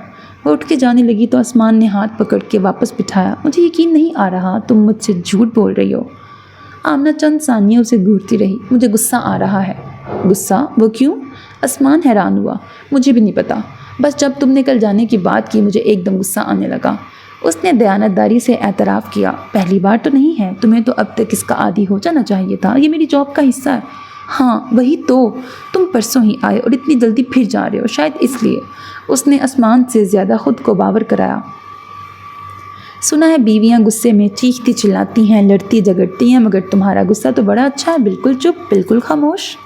مکمل خاموشی؟ ہاں نا، مجھے تو تم سے نہ لڑنا آتا ہے نہ ہی غصہ ہونا آتا ہے۔ وہ بھی سر ہلاتے ہوئے افسوس سے بولی۔ آؤ میں سکھاتا ہوں تمہیں۔ عثمان نے ذو معنی لہجے اور انداز میں اسے دعوت دی۔ کیا؟ آمنہ نے غائب دماغی سے پوچھا۔ لڑائی؟ پیار بھری لڑائی؟ وہ اس کے سمت جھکا۔ سو جاؤ چپ چاپ، صبح جلدی اٹھ کے سفر پہ نکلنا ہے تمہیں۔ آمنہ اسے پیچھے دھکیل کر کھڑی ہوئی۔ ہفتہ بھر کے لیے جا رہا ہوں یار، زیادہ راہ نہیں دو گی؟ عثمان نے اسے کھینچ کر دوبارہ بٹھایا۔ تم بھول رہے ہو کہ میں غصے میں ہوں، آمنہ نے یاد دلایا۔ تو آؤ پھر تمہیں مناؤں۔ اس کی نئی پیشکش پر وہ بے ساختہ کھلکھلا کے ہنس دی۔ اس کا یہ غصہ آنے والے دنوں میں آنے والی تبدیلیوں کی شروعات تھا۔ عثمان نے باری باری سب سے باہر کھانے کے لیے چلنے کو کہا، مگر سب نے انکار کر دیا تھا۔ سب وہ دونوں ہی آئے تھے۔ نومبر کی رات تھی، ماحول میں خنقی اچھی خاصی تھی، اسی لیے اماں اور ممانی کے اصرار پر وہ بائک چھوڑ کر کار لے کے آئے تھے۔ عثمان اسے شہر کی آخری حدود میں بنے ڈھابے پر لایا تھا۔ اتنا کھا لیا ہے میں نے کہ اب گھر پیدل جانا چاہیے، آمنہ نے ٹیشو سے ہاتھ صاف کرتے ہوئے کہا۔ مطلب آئس کریم کینسل؟ عثمان نے کھڑے ہوتے ہوئے کہا۔ میں نے یہ تو نہیں کہا۔ سردی ہو یا بیماری وہ آئس کریم نہیں چھوڑ سکتی تھی۔ آسمان ہنستے ہوئے آئس کریم لینے چلا گیا۔ اس نے اپنے گرد لپٹی چادر درست کرتے ہوئے یوں ہی اطراف میں نظر دوڑائی۔ بے شک وہ خضر ہی تھا۔ اس کے ساتھ پوری فیملی تھی جسے وہ اچھی طرح پہچانتی تھی، اور جو نیا چہرہ تھا وہ یقیناً اس کی بیوی تھی۔ وہ حیران تھی، بہت حیران۔ اتنے سالوں میں جب بھی اس نے سوچا کہ کبھی خضر اس کے سامنے آیا تو کیا ہوگا، اسے ہر بار جواب دو ہی ممکنہ رد عمل کی صورت میں ملتا: مارے درد کہ اس کا دل بند ہو جائے گا، یا نفرت اور غصے میں وہ اسے مار ہی ڈالے گی۔ لیکن اب جب وہ در حقیقت اس کے سامنے تھا، اس کا دل اب بھی دھڑک رہا تھا اور وہ پرسکون اپنی جگہ بیٹھی تھی۔ یہ کاؤنسلنگ اور تھیراپی کا کمال تھا یا وقت کا مرہم اس کے لیے اتنا کارگر ثابت ہوا تھا؟ یہ تو اس کے گمان میں بھی نہیں تھا کہ اس کا سامنا بنا کسی واردات کے گزر جائے گا۔ ہم وقت سے پہلے کتنی باتوں کو صرف سوچ سوچ کے مشکل بنا لیتے ہیں۔ وارد ہونے سے پہلے جنہیں ہم بہت اہمیت دیتے ہیں وہ واقعات اکثر معمولی ثابت ہوتے ہیں۔ یہ نہیں تھا کہ وہ خضر اور اس کا دیا فریب اور درد بھول گئی تھی، اسے سب یاد تھا۔ بس اب خضر اس قابل نہیں رہا تھا کہ اس کی موجودگی آمنہ کے جذبات پہ اثر انداز ہوتی۔ اس کا وہ مقام نہیں رہا تھا کہ آمنہ کا دل اس کے لیے دھڑکنوں کی ترتیب بدلتا۔ تمہارا روسٹڈ آلمنڈ نہیں تھا۔ آسمان نے اس کی طرف آئس کریم کا کپ بڑھایا۔ اس لیے آج میری فیوریٹ بٹر اسکاچ سے کام چلاؤ۔ آمنہ نے خلاف عادت چپ چاپ کپ تھام لیا۔ آسمان نے غور سے اس کا چہرہ جانچا۔ کچھ دیر پہلے والی بشاشت کی جگہ سنجیدگی نے لے لی تھی۔ آسمان نے وجہ جاننے کے لیے دائیں بائیں دیکھا۔ ان سے ذرا فاصلے پر وجہ اسے نظر آ گئی۔ چلو آئس کریم گاڑی میں کھا لیتے ہیں۔ کیوں؟ وہ پوری توجہ سے آئس کریم سے انصاف کر رہی تھی۔ تمہیں بھی پتہ ہے کیوں؟ اس کے بعد بھی میں یہاں بیٹھ کے آئس کریم کھا رہی ہوں۔ تمہیں خود پہ جبر کرنے اور کچھ بھی ثابت کرنے کی ضرورت نہیں ہے۔ تم بالکل غلط سمجھ رہے ہو۔ آمنہ اس کے غلط اندازے پر چونک گئی۔ میں اتنی مضبوط قطعی نہیں ہوں کہ اس قسم کا جبر اور ثبوت پیش کروں۔ فی الحال میں اتنی نارمل ہوں کہ میں خود بھی حیران ہوں۔ واقعی؟ تبھی رایا کی کال آ گئی۔ اس سے بات کر کے وہ کھڑا ہو گیا۔ چلو اماں ہمارے آنے کے انتظار میں جاگ رہی ہیں۔ ہاں وہ ایسے ہی جاگتی ہیں۔ جب بھی دونوں ماموں یا تم دیر رات گھر آنے والے ہوتے ہو، جب تک آ نہیں جاتے انہیں نیند نہیں آتی۔ اس کے ساتھ چلتے چلتے آمنہ بولی۔ اسی وقت خضر نے ان دونوں کو دیکھا اور اس کی نظروں کے تعاقب میں باقی سب نے بھی۔ آسمان نے آگے کا دروازہ کھولا۔ وہ اندر بیٹھ گئی تو بند کر کے ڈرائیونگ سیٹ کی طرف جاتے ہوئے اس نے ایک بار خضر کے ٹیبل کی طرف نظر ڈالی۔ وہ سب ادھر ہی دیکھ رہے تھے۔ کار سڑک پہ ڈالنے سے پہلے اس نے بریک لگا کے آمنہ کو دیکھا۔ کیا ہوا؟ اس کے مسکراتے چہرے کو دیکھ کر آمنہ نے پوچھا۔ تم بہت مضبوط اور بہادر ہو۔ اچھے بچوں پر ماؤں کو جس طرح فخر محسوس ہوتا ہے نا، فی الحال ویسے مجھے تم پہ فخر ہو رہا ہے۔ اس نے بچوں کی طرح آمنہ کے دونوں گال انگلیوں سے پکڑے۔ آمنہ نے اس کے ہاتھ ہٹا کے اپنے گال سہلائے۔ سچ میں بچی تو مت سمجھو۔ کئی دنوں سے وہ الجھی سی تھی، مگر وجہ اسے سمجھ نہیں آ رہی تھی۔ بس یوں لگتا تھا وہ کچھ بھول رہی ہے، کہیں کچھ چھوٹ رہا ہے، کہیں کچھ ادھورا سا ہے۔ لاکھ سوچنے کے بعد نہ تو کچھ یاد آ رہا تھا، نہ ہی اس بے کلی کا سبب ہاتھ لگا تھا۔ امی کے یہاں جا کر ہفتہ بھر رہ آئی تھی۔ ندا سے لمبی لمبی کالز کر کے دنیا کی باتیں کر لی تھی، مگر وہ بے کلی اب بھی ہنوز تھی۔ آسمان؟ وہ ہڑبڑا کے اٹھی تو آسمان کو پکار رہی تھی۔ پسینے میں شرابور وہ گہری گہری سانسیں لے رہی تھی۔ حلق میں کانٹے چبھ سے رہے تھے۔ اس نے سائڈ ٹیبل پہ رکھا گلاس اٹھا کے ایک سانس میں خالی کر دیا۔ ذرا حواس ٹھکانے پہ آئے تو خواب یاد آ گیا جس نے اسے یوں بیدار کر دیا تھا۔ خواب کے آخری حصے کا سناٹا اسے اپنے اندر اور کمرے میں اترتا محسوس ہونے لگا تو اس نے جھپٹ کے فون اٹھایا اور آسمان کا نمبر لگایا۔ ہیلو آمنہ؟ آسمان کی نیند سے بوجھل اور پریشان سی آواز کانوں میں پڑتے ہی اندر اور باہر کا سناٹا زائل ہونے لگا۔ اسے ایک دم رونا آ گیا۔ ہیلو آمنہ، کیا ہوا؟ سب ٹھیک تو ہے وہاں؟ اماں تو ٹھیک ہے نا؟ اس کا بس چلتا تو فون سے آنے والی آواز کی جگہ وہی آ جاتا۔ کچھ نہیں ہوا ہے۔ اماں سنتے ہی اسے اپنی غلطی اور آسمان کی پریشانی کا ادراک ہوا۔ اماں ٹھیک ہیں اور باقی سب بھی، وہ جلدی جلدی بولی۔ پھر اس طرح رو کیوں رہی ہو؟ ادھر کی تسلی ہوئی تو اس نے رونے پر حیرانی ظاہر کی۔ کچھ نہیں، بس ایسے۔ رات کے 1:30 بجے تو مجھے فون لگا کے ایسے ہی رو رہی ہو؟ آمنہ چپ ہی رہی۔ کم آن آمنہ، بتاؤ کیوں رو رہی ہو؟ اس نے ایسے نرمی اور محبت سے پوچھا کہ رکے آنسو پھر رواں ہو گئے۔ اچھا تم رو لو، میں تھوڑی دیر بعد کال کرتا ہوں۔ نہیں، فون مت رکھنا۔ آسمان خاموش اس کے بولنے کا منتظر رہا۔ میں نے بہت برا خواب دیکھا اور ڈر گئی تھی۔ کچھ پل بعد آمنہ بولی۔ ایسا کیا دیکھا؟ ہم ایک بھرے پڑے گارڈن میں چہل قدمی کر رہے تھے، میں چلتے چلتے تم سے آگے نکل گئی اور جب پلٹ کر دیکھا تم وہاں نہیں تھے، نہ تم تھے نہ ہی گارڈن، بلکہ اس کی جگہ ویرانہ اور سناٹا تھا۔ اس نے بس اتنا اور یہی دیکھا تھا، مگر ان سادہ سے الفاظ میں وہ اپنی کیفیت اور احساس نہیں بتا پائی تھی۔ اس خواب میں آسمان کو کھونے کا احساس اتنا قوی اور زور آور تھا کہ وہ ابھی تک خوف زدہ تھی۔ اتنی سی بات کے لیے اتنا رونا؟ وہ ہنس رہا تھا۔ اتنی سی بات؟ آسمان کی بات پر وہ چیخ پڑی۔ ایک تو تم ہر دوسرے دن اتنی دور چلے جاتے ہو اور اب یہ اتنی سی بات؟ تم کوئی ہارر مووی دیکھ کے سوئی تھی؟ نہیں، اور میں اتنی ڈرپوک نہیں ہوں کہ ہارر مووی کے بعد سو نہ سکوں، وہ درازگی سے بولی۔ پھر بھی تم رایا کو بلا لو، وہ ساتھ رہے گی تو ڈر نہیں لگے گا، آسمان نے مشورہ دیا۔ یہ شاید پہلی بار ہی ہو رہا تھا کہ آمنہ اپنی کیفیت اور بات آسمان تک پہنچا نہیں پا رہی تھی اور نہ ہی وہ سمجھ رہا تھا۔ کچھ دیر بات کرنے کے بعد اور رایا کو بلانے کی تاکید کر کے اس نے فون بند کیا۔ رایا کو بلانے اور اس کی نیند خراب کرنے کا اس کا کوئی ارادہ نہیں تھا۔ آسمان کی باتیں دل میں دہراتے دہراتے وہ نیند کی آغوش میں چلی گئی۔ بیدار ہونے کے باوجود وہ آنکھیں موندے لیٹی رہی۔ گزشتہ رات یاد آئی تو خواب اور آسمان کی باتوں کے ساتھ اس کا لمس بھی محسوس ہونے لگا۔ اس نے آنکھیں کھولی تو سامنے آسمان کا چہرہ بھی نظر آنے لگا۔ اس نے دوبارہ آنکھیں بند کر لیں۔ رات میں ایسے خواب کیوں نہیں دکھتے؟ وہ بڑبڑائی۔ یہ خواب نہیں ہے۔ آواز کے ساتھ اسے پھر اپنے رخسار پر آسمان کا لمس محسوس ہوا۔ آمنہ نے پٹ سے آنکھیں کھولیں۔ آسمان؟ اس نے اٹھتے ہوئے آسمان سے لپٹنے کی شدید خواہش کو نظر انداز کیا۔ تم اس وقت؟ کب سے اٹھانے کی کوشش کر رہا ہوں یار، میری نیندیں اڑا کے خود نیند کے مزے لے رہی ہو۔ تم تو کل آنے والے تھے۔ بیوی آدھی رات کو فون کر کے آنسو بہائے اور دور جانے کی شکایت کرے تو کون کافر دور رہ سکتا ہے؟ آسمان نے اس کے گال پہ جھولتی لٹ پیچھے کی۔ تو دور جاتے ہی کیوں ہو؟ اس کا لہجہ شکوہ کناں تھا۔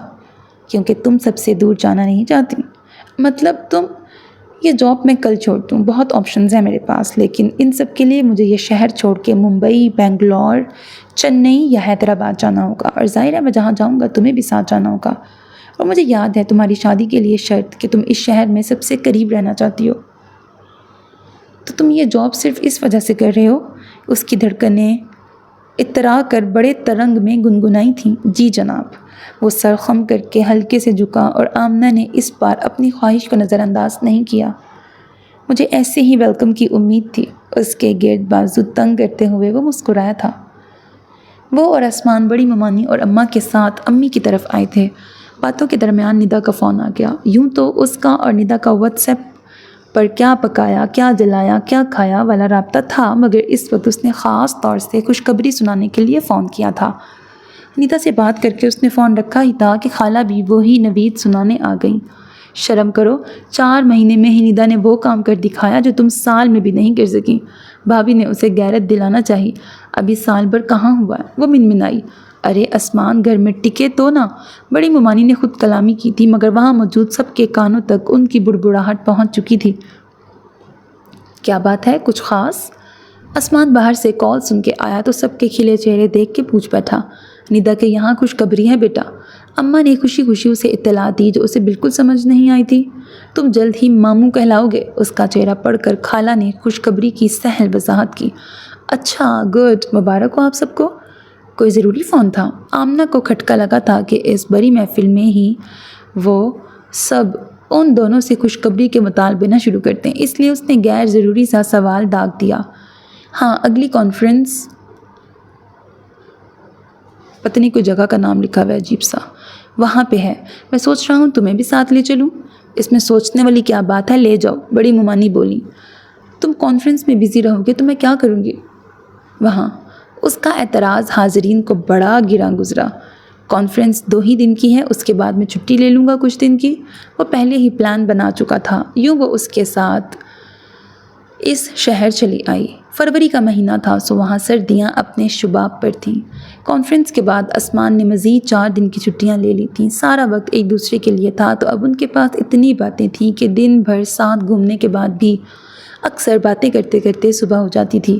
خوبصورت موسم، کھلی فضائیں، قدرتی مناظر اور آسمان کی مکمل توجہ اور قربت نے اس سے بہت سے ایسے فیصلے کروا لیے تھے جو ماضی قریب میں اس کے نزدیک ناممکن تھے۔ اس کے بعد وہ جو ایک احساس کئی دنوں سے اس کے ساتھ تھا وہ بھی زائل ہو گیا تھا۔ اعتراف اور اظہار سے پہلے خود سے اقرار ضروری تھا اور یہ قبولیت اس کا پہلا قدم تھا۔ اگلے دن صبح ان کی واپسی تھی، وہ پیکنگ کر رہی تھی۔ میں پھر کہہ رہی ہوں، ہم نے کسی کے لیے کچھ نہیں لیا ہے، اور یہ تم 11ویں بار کہہ رہی ہو۔ تم گن رہے ہو؟ کتنی